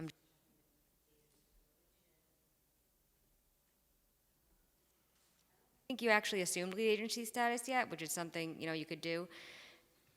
But obviously you do need the revised EAF that reflects the current proposal. So that's something, I don't know that you need to recirculate, but that's something you're going to all of the involved at that. We haven't circulated at this point? I'm checking, I believe, because I wasn't here when you had started with this one, so I'm trying to see if it might have been done before. I think it had, but it changed significantly. Yeah. Let me.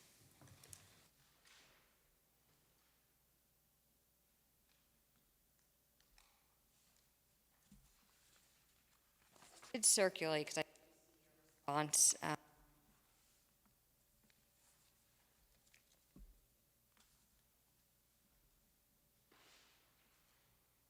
Got a response back from the county, it looks like.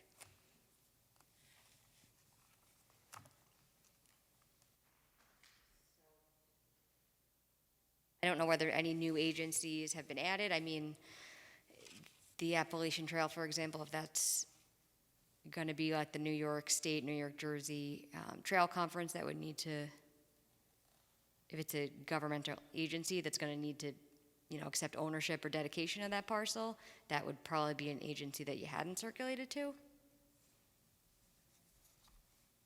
Yeah, we'll have to do some research. But I think, getting the revised FEAF first, that way you could determine who's involved, and if anyone hasn't been previously, noticed, you'd have to recirculate then to them.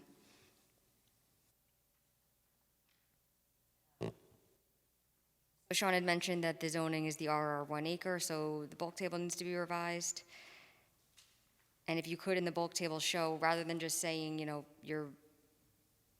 for the setback, rather than just saying it's, greater than 30 or you comply, if you could actually give the calculation of whatever it is that you're proposing. And the cluster subdivision regulations don't appear to allow the board to vary the lot width requirements or the lot coverage for single-family homes. I think we discussed that at the last meeting, so just keep that in mind when you're doing your calculations. So, just to be clear, during the cluster bulk requirement, like approval that the board does, they can't vary the lot width and the lot coverage? Yes, so for single-family dwellings, you could vary the minimum lot size by 50%,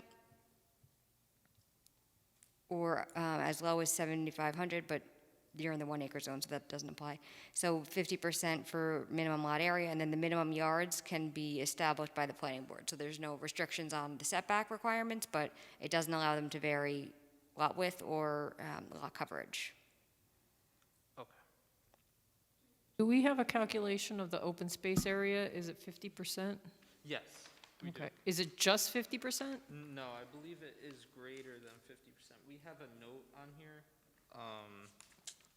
See where it is. I'm not looking at the map, I'm looking at the digital version.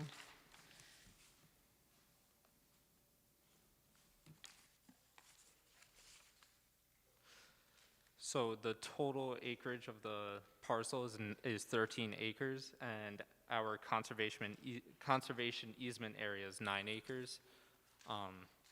So that comes out to be over 50%. It doesn't seem like I have the exact percentage on here, but that is over 15%. Okay. Bonnie, I have a question about that. It's more curiosity. How does that affect the value of the property if you make the lots larger, like having the one lot larger, and also do they end up paying taxes on that conservation easement? I was just curious how it affects it. So I think the conservation easement area is taken into consideration in the taxation. It just means one lot will have more conservation easement area on it than the other lots.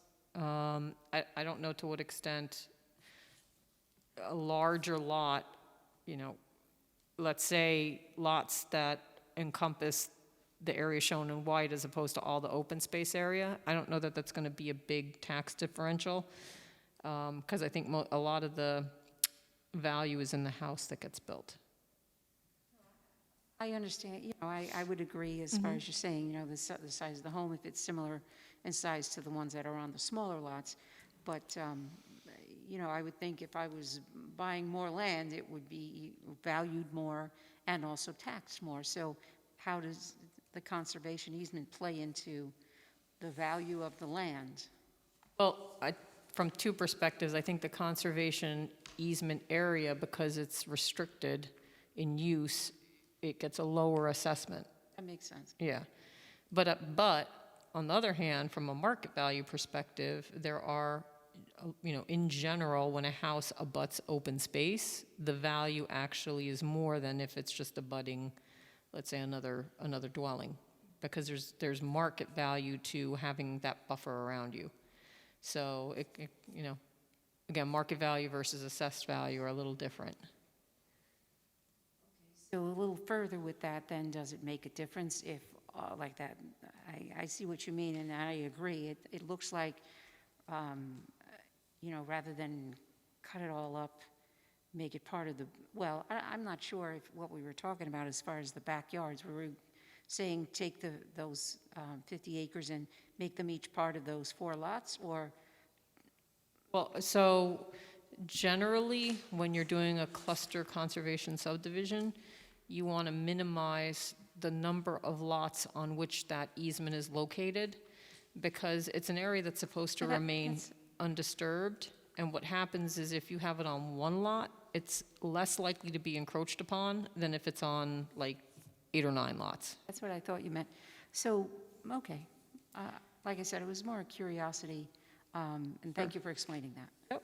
And again, I'm not saying it has to be on 1, it has to be on 2. I just think we could probably reduce the number of lots on which the open space is located for better management. Okay.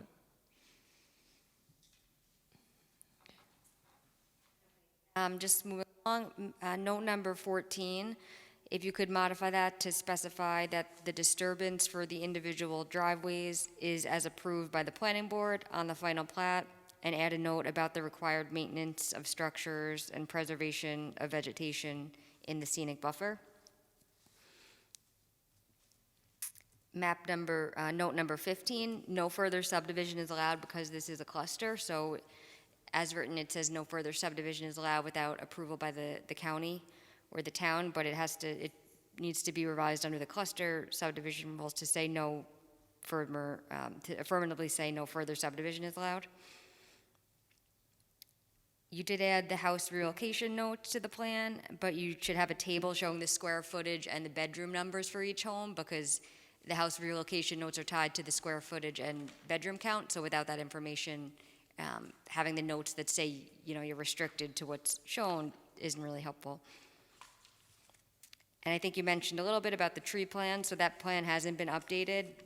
That, I think it was submitted back when the yield was going on. That'll have to be, an updated tree plan has to be submitted that complies with the tree preservation law.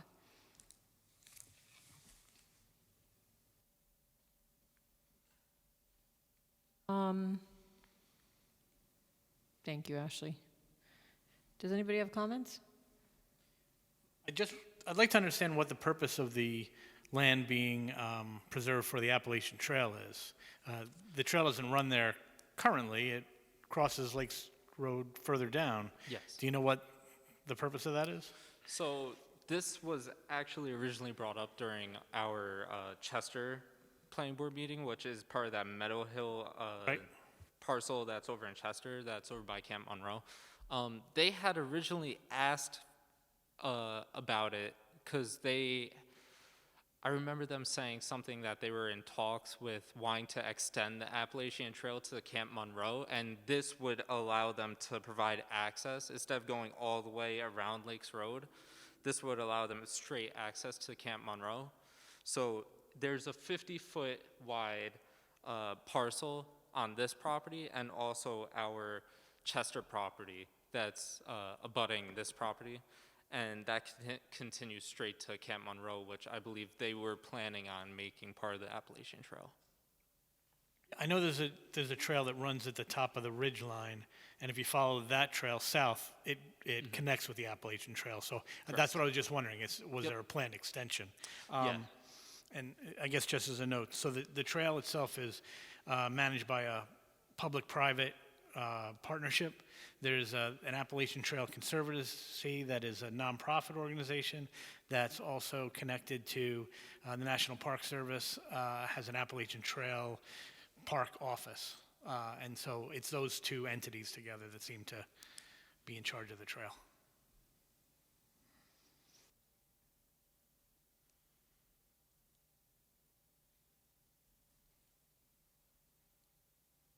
I'm just looking at, so your property is down in here, Yes. and this is the other Meadow Hill? Yes. And then the Appalachian Trail is this, well, this is, I think,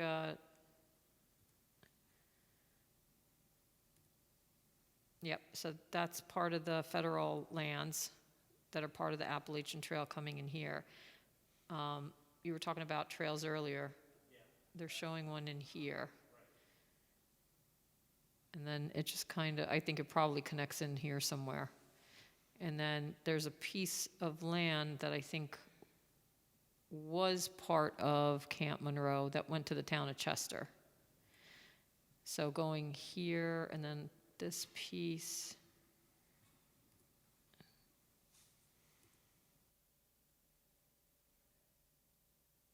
That owner. So I think they may be trying to connect, I don't know if they're trying to connect this somehow in, or if they're trying to connect up to this trail.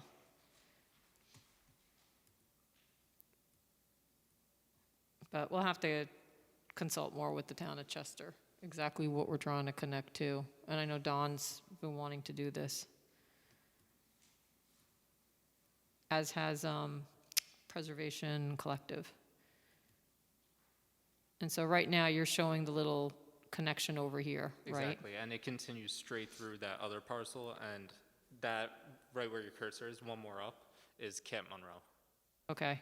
But that's in private ownership? You know, I don't really know exactly what's going on with that property, so I wouldn't be able to speak on that. Okay. Yeah, I don't know if this is reflecting changes. This is what it's showing as right now. 2018, owned by a different private owner. All right. Any other comments? So I was just looking at the map and measuring out. Did you want to say something?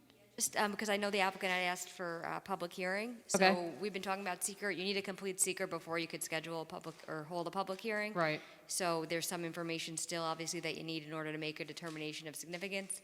I know you need preliminary approval in order to get some of the Department of Health stuff. So there's kind of that interplay. But I think my understanding is you could do, you know, some of the soil testing and satisfy the town planning board from a seeker perspective. And, you know, get that conceptual satisfaction here and then go, that way they can make a determination of significance and then followed by preliminary and then go formally for the testing with the county, but you could still do some testing preliminarily at this stage. Yes, so that's actually already been done. And we show it on page 7. We have a soils testing for each one of the lots. What was, where did we land as far as jurisdictional determinations for Army Corps? I thought that you were all going to go out and get the jurisdictional determination because you didn't want to necessarily have another consultant go out there and take a look, or was it? So we. Or was it the opposite? Dave did go out. That's right. Okay. So he reviewed it and then it was modified to reflect any comments he had? Yes. Okay. So yeah, we were working with North Country on that. Okay, good. Just one more thing. Sure. So Frank Etchell did review the proposed well testing, since the town code requires well testing one, I believe it's one for each 5 lots. So he did okay the proposed procedure for the testing with one exception. He suggested that the perfluorinated chemicals, PFAS and PFOA, be tested for, which at this point the applicant's objecting to. So Frank is bouncing that question to the planning board. Would the planning board like to see those perfluorinated chemicals, be tested? At this point, Orange County or New York State Department of Health doesn't require it for residential wells. It's just just kind of a peace of mind for the potential future homeowners. Whether there's PFOA in it? Exactly. Not the risk, but would be the source there? There wouldn't be, but well, they are finding it in more places than just by Stewart. So that's we don't know what the source could be, but We're talking about essentially Teflon. yes. Right. I don't feel strongly whether it should be tested or not. I don't know why it would be in that location. Yeah, it's rather remote, so I don't know why we would push for it, but. Unless we had some sense of whether there had been dumping there or some, did they ever do an ESA on this property, environmental site assessment? I'm not sure. Okay. Yeah, I'd be curious, because oftentimes when people purchase real estate, they do an ESA beforehand. And then I think sometimes getting a mortgage, in certain circumstances, it might be required. But I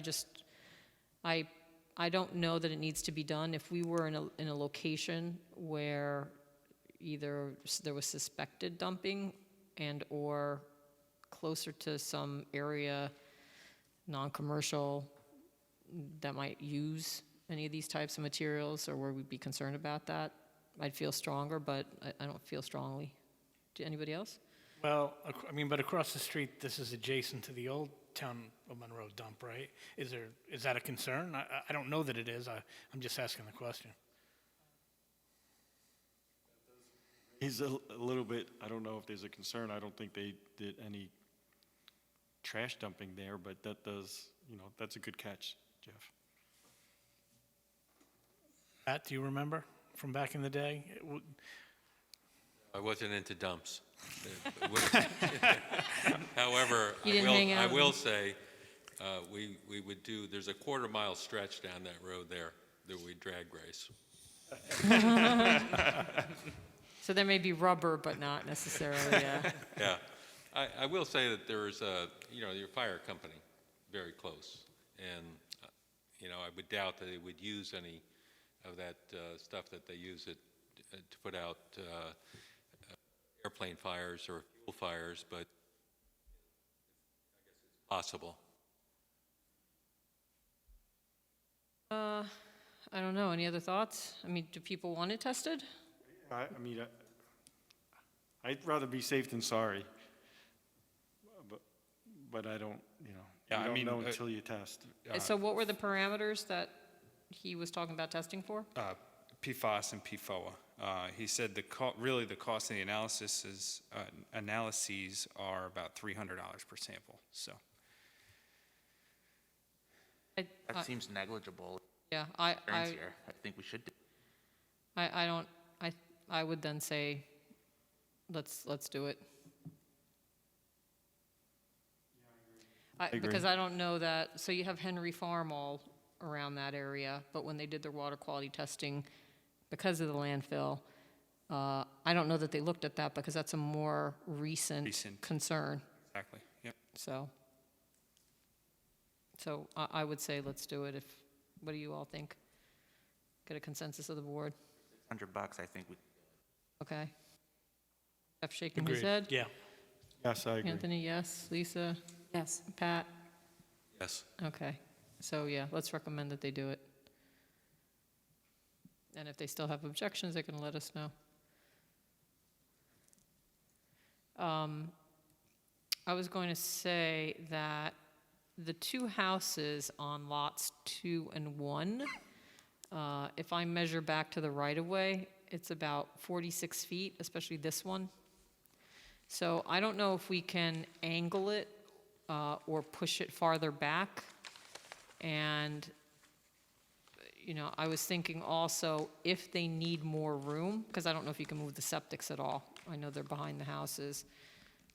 If you needed to include a little bit more in the rear, just to give people more space and push them back from lakes, I would suggest that be done. Again, I don't know how much room there is, but I just feel like 45 feet is kind of close, and then you're going to have that scenic, road corridor, so they're going to have very little front yard other than trees and remaining whatever vegetation is there. So if we could push this one's a little less of a concern, but definitely this one, if we could push them back a little bit, if there's room. And like I said, if you're within your 50% and there's nothing of major significance back here, if you needed to pick up 10 or 15 acres or something to push him back, 10 or 15 acres, 10 or 15 feet, I don't think that would be unreasonable. I don't know how the board feels about I that. was going to say, if you're giving away land out Yeah, there. I really am. Do you feel? No, I agree. And I also want to comment on the Appalachian Trail. I was just wondering if there's any reluctance to, make that 100-foot instead of 50-foot.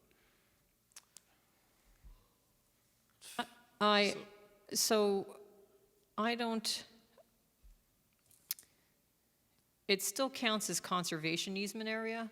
That's the only thing I'd be careful of. I imagine it does. Sorry, I'm on an older set. Hold on.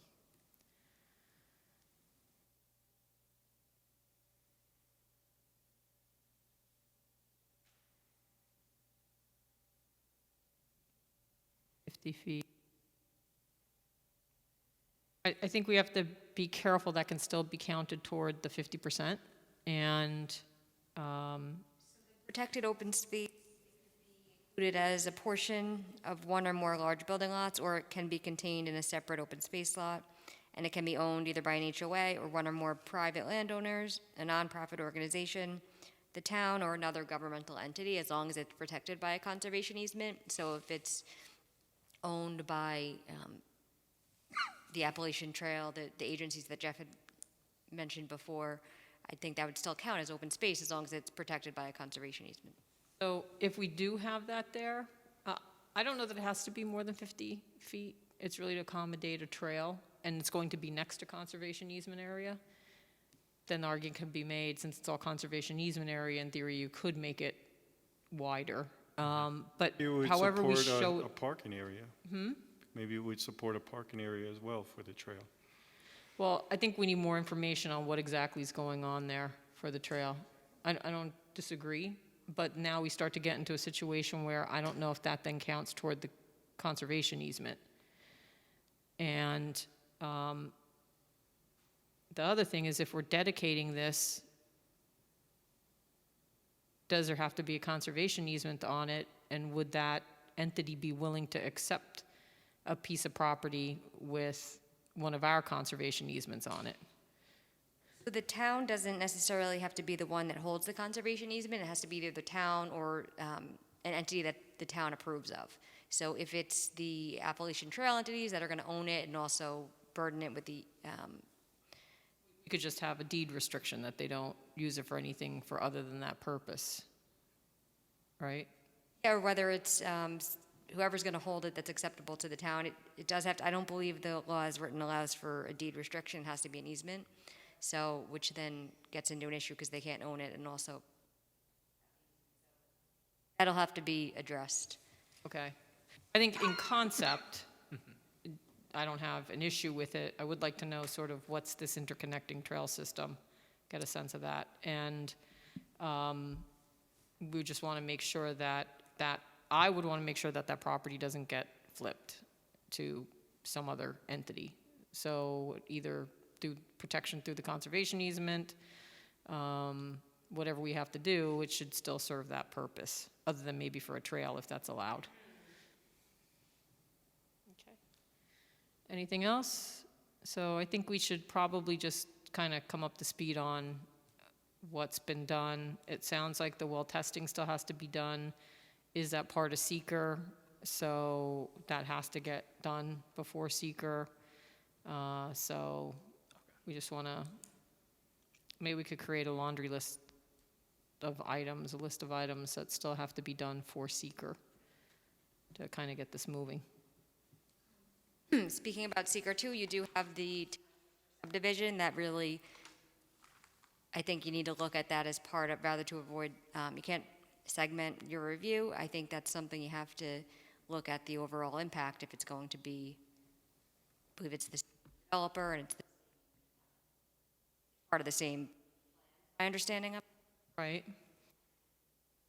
Just as far as, how I think you'd want more information on what's proposed in the town of Chester and, whether the cumulative impacts would. Okay. So if you could get us a copy of whatever the latest is for what's going on in Chester. Sure. At this point, they've kind of gone their way with seeker and on that project. And Have you completed seeker with the town of Chester? I believe for the yield plan we did, not for the cluster.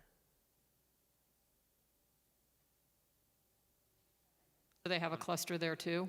Yeah, so we're doing a cluster subdivision there. Okay. We had to go through the same thing that we did here with the yield plan. Okay. And then submitting an EAF for that as well. So, yeah, we're in the process of going through the cluster subdivision Okay.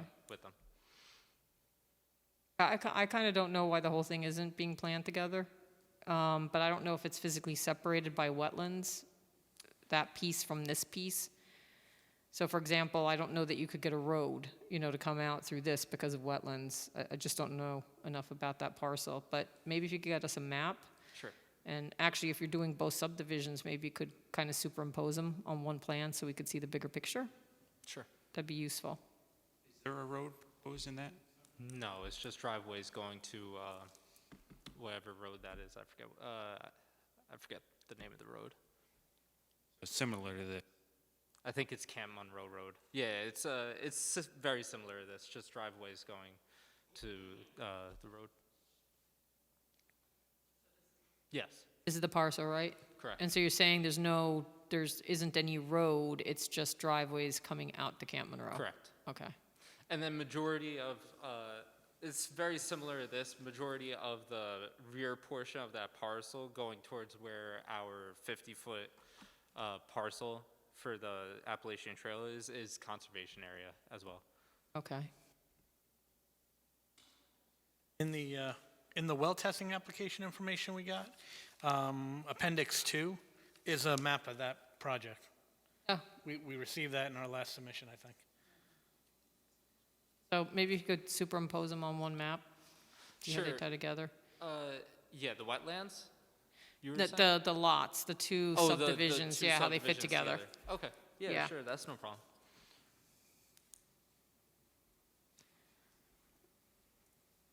All right.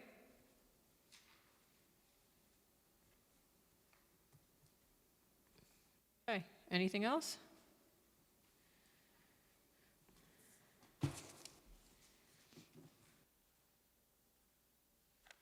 Good. If you have any questions, you can reach out to us. Yep. Or to Sean. Okay, Thank you. Thank you for your time. Sure. All right, next item on the agenda is Palatine Village. Oh, you have no idea. I have to go home and write reviews. It's painful. Are any of them mine? Most likely. Probably. You better hurry up then. Yeah, this? I got a copy. Maybe. Thank you. So, I think that we have to check the spelling, Noreen, on the agenda for the future. I think it's Palatine, right? Pallotine. What is it called though, Palatoid, Pallotti Village? Correct. Is that? Palatine Village. Oh, they're gonna call it Palatine Village. Palatine Village is, I think, what we established last meeting. Okay. 2 L's, 2 T's. Pallotti. I think it's the Palatine Sisters, right? Yeah. Correct. All right.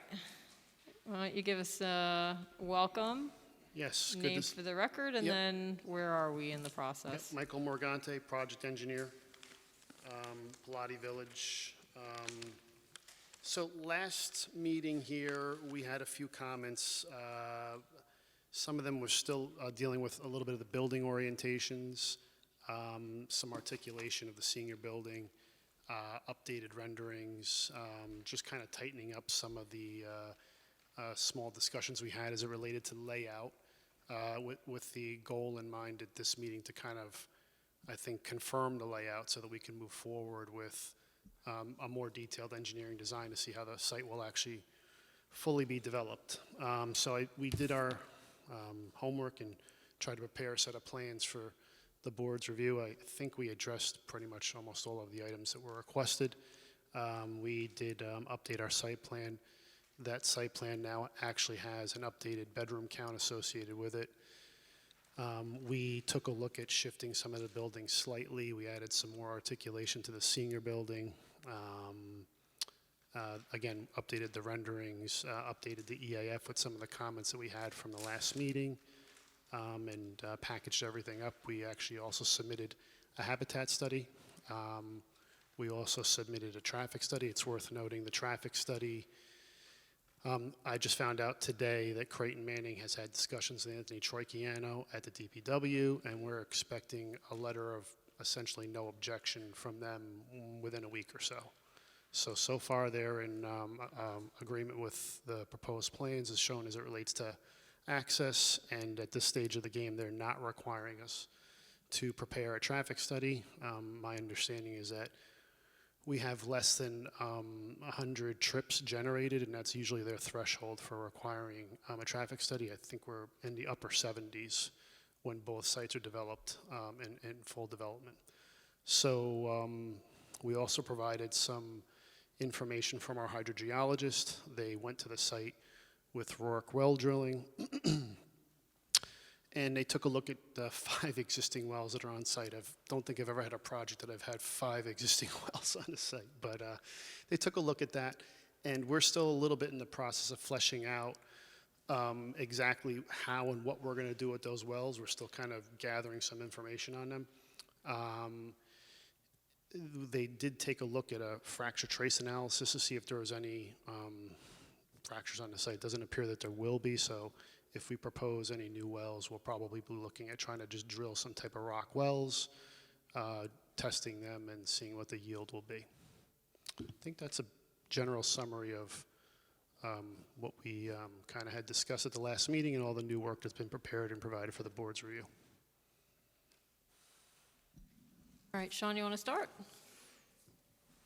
So just going over the process, the town board actually will land, or, you know, if they so choose, land the conservation cluster zone. But the town board, you know, deferred the secret review to the planning board, so that's what we're here to do tonight. As Mike had said, the hydrogeologist submitted a letter. You know, we had talked about Frank reviewing this, so I just want to confirm that that should be referred to him for review. And, you know, ultimately, those sources will have to be accepted by New York State DOH for use as a public water supply. Mike, I think one thing that was missing from my notes was is that going to act as one public water supply system or 2 separate, similar to the sewer systems? I didn't hear the first 2 words you just said. The public water supply system. Yep. Is it going to be one system serving both sides of the road, or 2 separate, 2 separate systems. similar to the sewer systems? Correct. Okay. Correct, yes.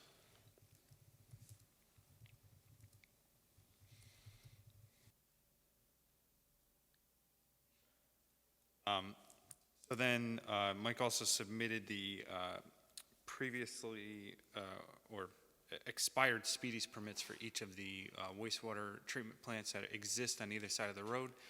So we'll have to get correspondence from DEC, whether or not those will have to be expanded, new speedies permits issued, so on and so forth. Then regarding the endangered species and threatened species, at this point, I think that should be referred to DEC for the review and comment. I didn't know if the board wanted to get their own independent review done as well, or if, you want to just defer that to DEC.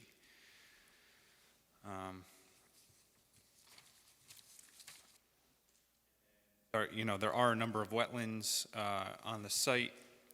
The applicants right now is including a number of wetland buffer disturbances. I understand they're just Army Corps, or they're noted at this point as just Army Corps. Has a jurisdictional determination been issued? Or? Yes, we are still working with the Army Corps on getting them out for a JD, but I can tell you that we have had the New York State DEC wetlands validated.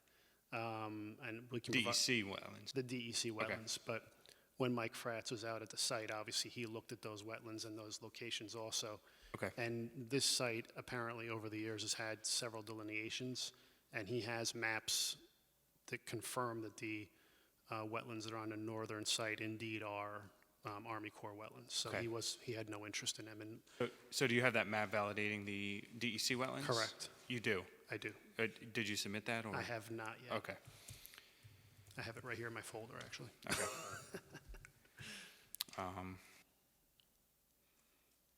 So I didn't know if, since there is a number of disturbances to the buffers of more than likely Army Corps wetlands, if you wanted to get Dave Tompkins involved in this review as well. If I would note, those are town of Monroe 100-foot That's wetland. correct. So right. I don't believe the Army Corps has 100-foot. That's correct. I'm sorry. So yes, they would be, the buffers that the town of Monroe requires. And I think not to interrupt, I'm sorry, Sean, but we had discussed, though, too, that even though those areas are shown potentially in town of Monroe 100-foot buffers, that's where the original development for, I think it was on the northern site, there was senior housing of some sort for Franciscan brothers, or it was like a convent of some sort on that side. So those building pads are actually already located in that 100-foot buffer, and the site's literally set up for development in that spot. So that was the purpose for us relocating the buildings in that location. Just wanted to add that as a note. Sure. So just the one area of my concern to respond to that is behind the apartments, the market rate apartments. Yep. There's a significant amount of parking proposed there on a steep slope within the buffer. So I don't know if that was previously developed or not, but. Okay.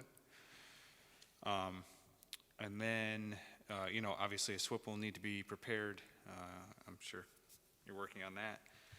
Then just a reminder that there are a number of design requirements and additional guidelines that aren't necessarily requirements within the conservation cluster section of the zoning code. So, and then we should discuss with Ashley how to proceed with seeker.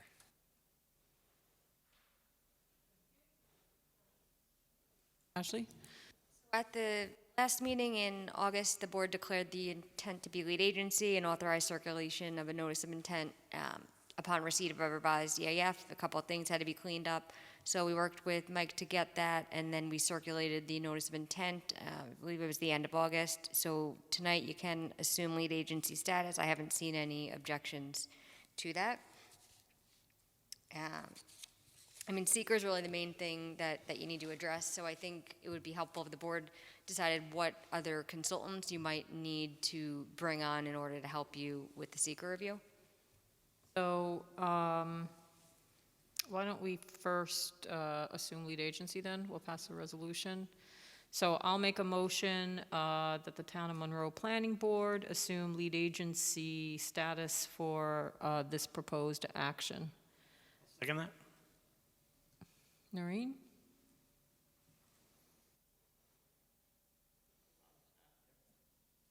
Anthony Vaccaro, Aye. Lisa McQuaid, Aye. Bonnie Franson, Aye. Jason Sorinsky, Aye.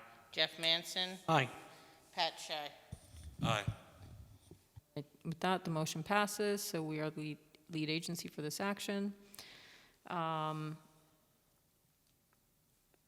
Perhaps it'd be useful at our next meeting and beforehand to go through a Part 2 EAF so that we can narrow down what we think might be potential impacts. And in terms of consultants, I'm not convinced that we shouldn't do a traffic study. I think we need to do some kind of traffic study. It's enough units between the senior and the other units, all located in the same area, that, yeah, I know I can hear. George, I don't know what's going on down there, but we can hear it. It's like, sorry, it's like a party going on or something.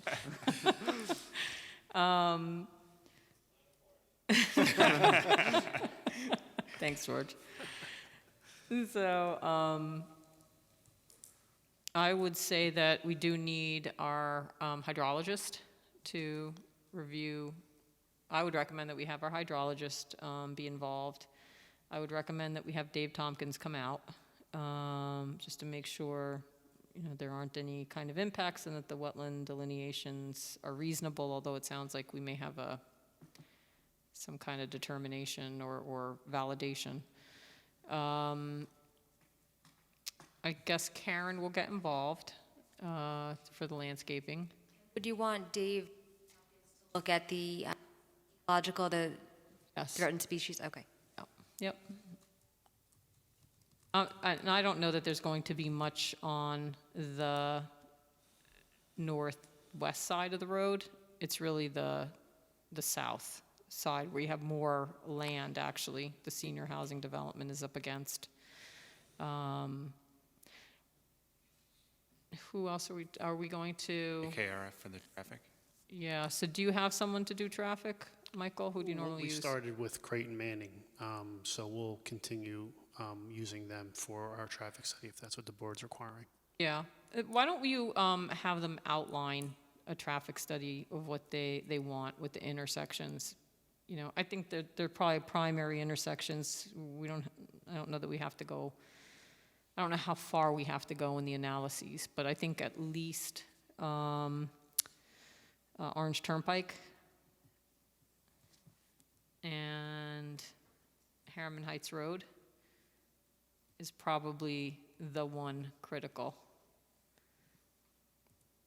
But they can take a look at it and let us know. Let them come up with, Yeah, we'll do that. okay.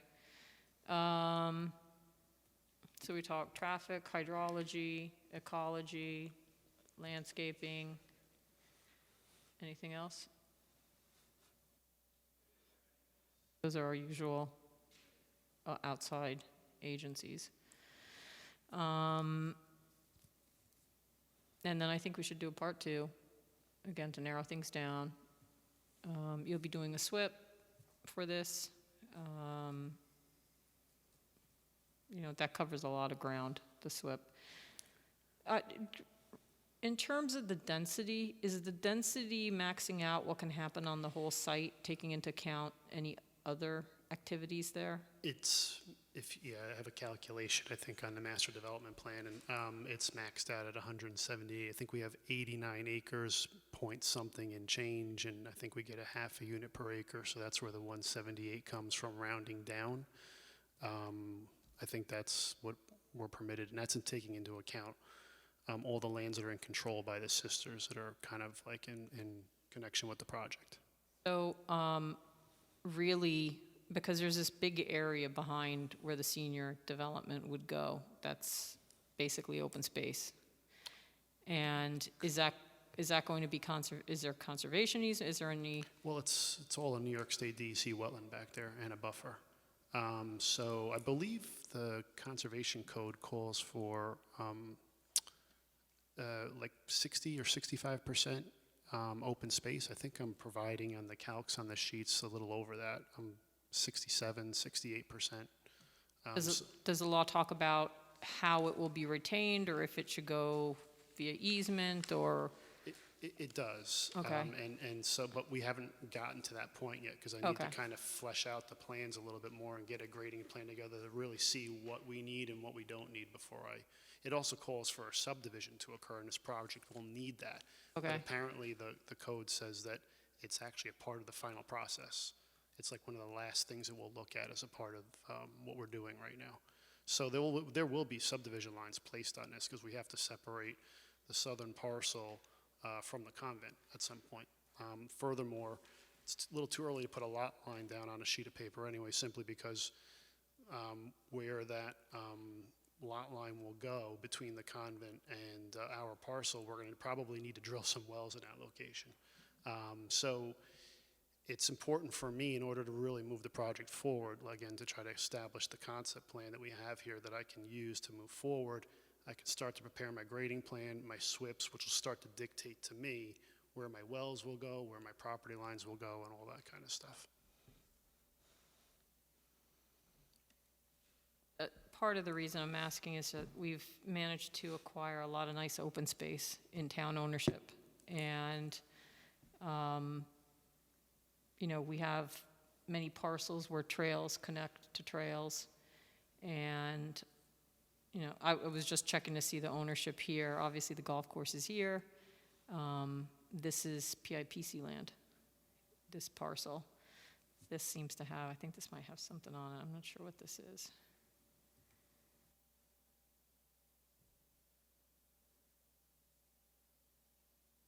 So that's a development corporation.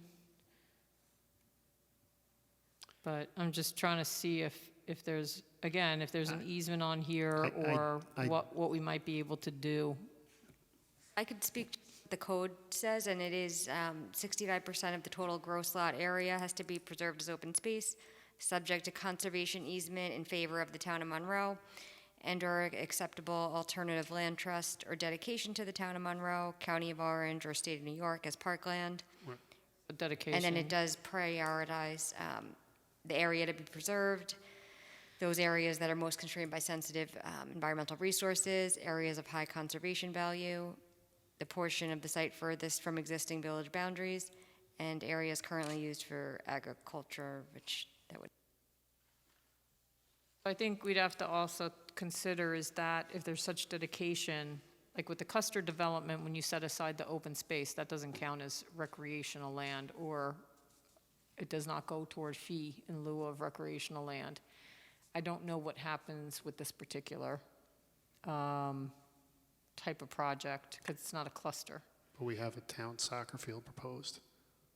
Right, so the town has to weigh in if that's going to be, and I think they basically. They already have. They want that. They want So that, that yeah. would be their recreation. So this would just be, if it was a dedication, it would just be dedication of some portion of open space. open space typically separate from, recreation areas Right. that are required under subdivisions or site plans with residential units. The two Right. are usually, because this is a conservation cluster floating zone, so it is a cluster in this overlay zone. I don't think you'd be able to any of the open space as required recreation or recreation areas under just subdivision fee and lieu Okay. situations. But the town wants the soccer field, so that'll likely, and they're ultimately going to weigh in on rec fees. So Correct. my understanding is if that's is it being dedicated or constructed also? It's being constructed also, is my Okay. understanding as of late, yes. Okay. It'll be constructed, and it'll also be With the part of a parking? subdivision line that we will carve out and dedicate to the town. Okay. With car parking, everything. That's my understanding. All right, board members, you have comments? Jason, anything at this time? Just the cautionary tale of the Harriman train station development. I'm going to put my real estate developer hat on, so my outside job, I work for real estate developers. That was a development based on a bet that the MTA would build a second track to Harriman and improve service. And I see this as a riskier bet, especially with senior housing. And I hope the best for you, but tale of caution there. Secondly, onto the actual stuff, I think the Creighton Manning traffic study is a bit of a joke. You have 178 units and less than 100 trips generated, which seems a little out of line given that Monroe is a fairly commuter-based town. And that's really my biggest concern. And that was my biggest concern when the planning board and the town board were discussing this whole floating zoning district and about the resources that needed to be allocated to it. So that's it. That's all I have.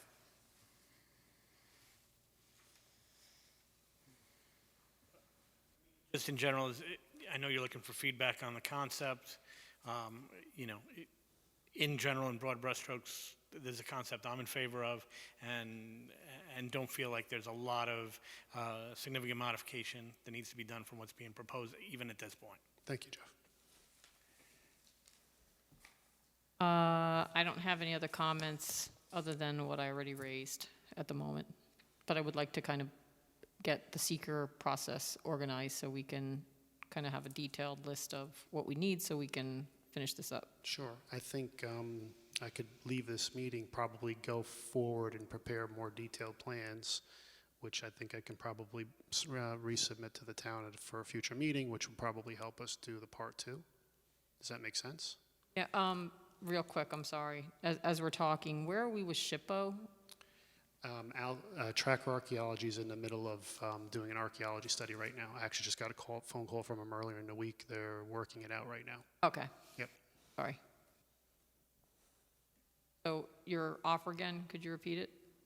I'm sorry, say that? Your offer again, you were saying to help out with the part 2? Yeah, I think if everybody's in agreement with the concept plan being in a generally good state, then what I would do is I'd start preparing more detailed engineering plans, and then we could use those plans for my next submittal to help us, I think, flesh out the part 2. Okay. Right, I think that probably makes the most sense from an approach. That's just a suggestion. I find that reasonable. Anthony? I don't have any comments at this time. Lisa? I don't have any comment. Pat? Comment. All right, so I think that'll be the approach. Yep. And Want to authorize any of the outside consultants at this time? Yes, I mean, that's what we've typically done. So I think we named them. AKRF Traffic, Weston and Sampson Hydrogeology, that's Frank Eschel, Karen Arndt Calla for the landscaping, Dave Tompkins of Kleinfeld, or no, CHA, he's with Clough Harbor now, sorry. For the ecology wetlands, and was that it? All my notes have. Okay. That they be retained to assist us in the review of Palatine Village. May I have a second? I'll second. Thank you. Noreen? Aye. Aye. Aye. Aye. Aye. Okay, with that, motion carries, so we will retain those consultants to assist us in this review. Sean? One more food for thought with regards to the water systems and the sewer systems. I don't know if you've talked to your client about who's going to own and maintain those. I knew that question was going to come up. Just so you're aware, actually, I forwarded the email to Noreen. I submitted, like every project document, in a Dropbox folder to the DEC permits, Region 3, last Saturday. And so they have everything. I'm figuring they're going to ask me the same question also. I think there's a few options there, and I don't know that we've arrived at who's going to actually own it at this point. Our understanding, we were wondering if the town of Monroe would be interested in taking over the water system and the sewer system. It's been discussed at the town board level. I think they had expressed interest in that. I don't know that we took it any further. If it ends up in private ownership, the developer will be the owner. It'll be the same owner who ends up renting and doing whatever else. So we could either set up a transportation corporation at that point, if it's even required, because again, the operator of the plant will be the owner of the property. Or DEC will require. Yes. For the sewer plants, but yeah, I just wanted to bring that up now in case you need more discussions with the town board, if that was your. We may need to discuss that with the town board a little bit further. Is it going to be two separate developers or one developer ultimately controlling both sides of the road? One developer owning both sides of the road. Okay, and then are they going to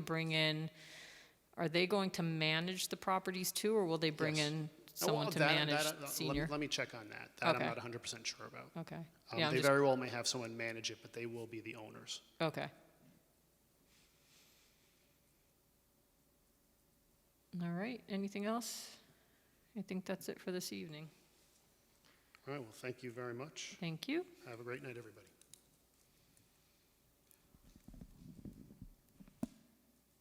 Great. Was that the last item on our agenda, other than minutes? Where are we?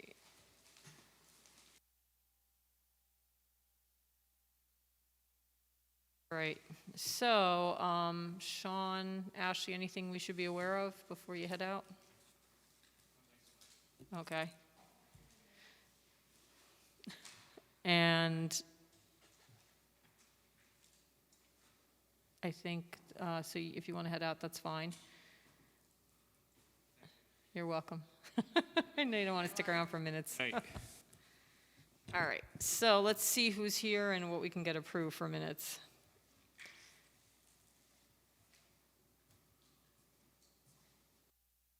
And then are you working on last week's minutes? Thank you.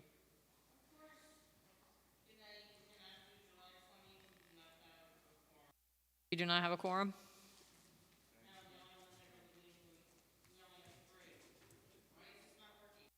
All right, so July 20th? July 20, yeah, All right. no quorum. Nope, we don't, we only have 3. Actually, I think we'll have to talk, well, we won't address that yet. Hopefully John will make the next meeting. All right, so next one is 8:12? Yes. And, Anthony, Lisa, you, we're here. okay, so we have a quorum.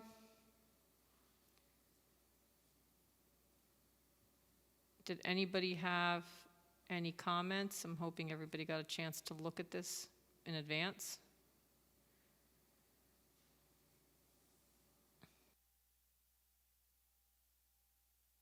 Just so everybody knows, as we go forward, we're going to work on formatting for the newer minutes. We were just trying to catch up. Well, this one with the 20 Allison, I'm trying to give as much detail as possible because everything that's going on up there. Understood. Right. So I don't have any comments. I'll make a motion that we approve the August 12th, 2021 minutes. May I have a second? I'll second that. Noreen? Bonnie Franson, Aye. Anthony Vaccaro, Aye. Lisa McQuaid, Aye. Jason Sorinsky, Aye. Jeff Manson, Abstain. and Pat Shea. All right, that passes. 8:17. We have enough members to be able to Yes, approve this. Jason was out for this one, but everyone else was here.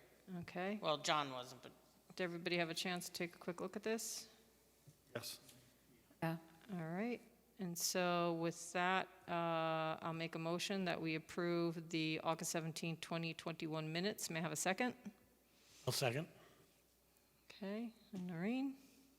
Jeff Manson, Aye. Bonnie Franson, Aye. Anthony Vaccaro, Aye. Lisa McQuaid, Aye. Pat Shea. Jason Sorinsky. Abstain. Okay, and then we have the September minutes. Good for that. The only one who can't vote is Pat, who will have to abstain. Okay. That was Target. DG Realty. The Smith Farm Open Space.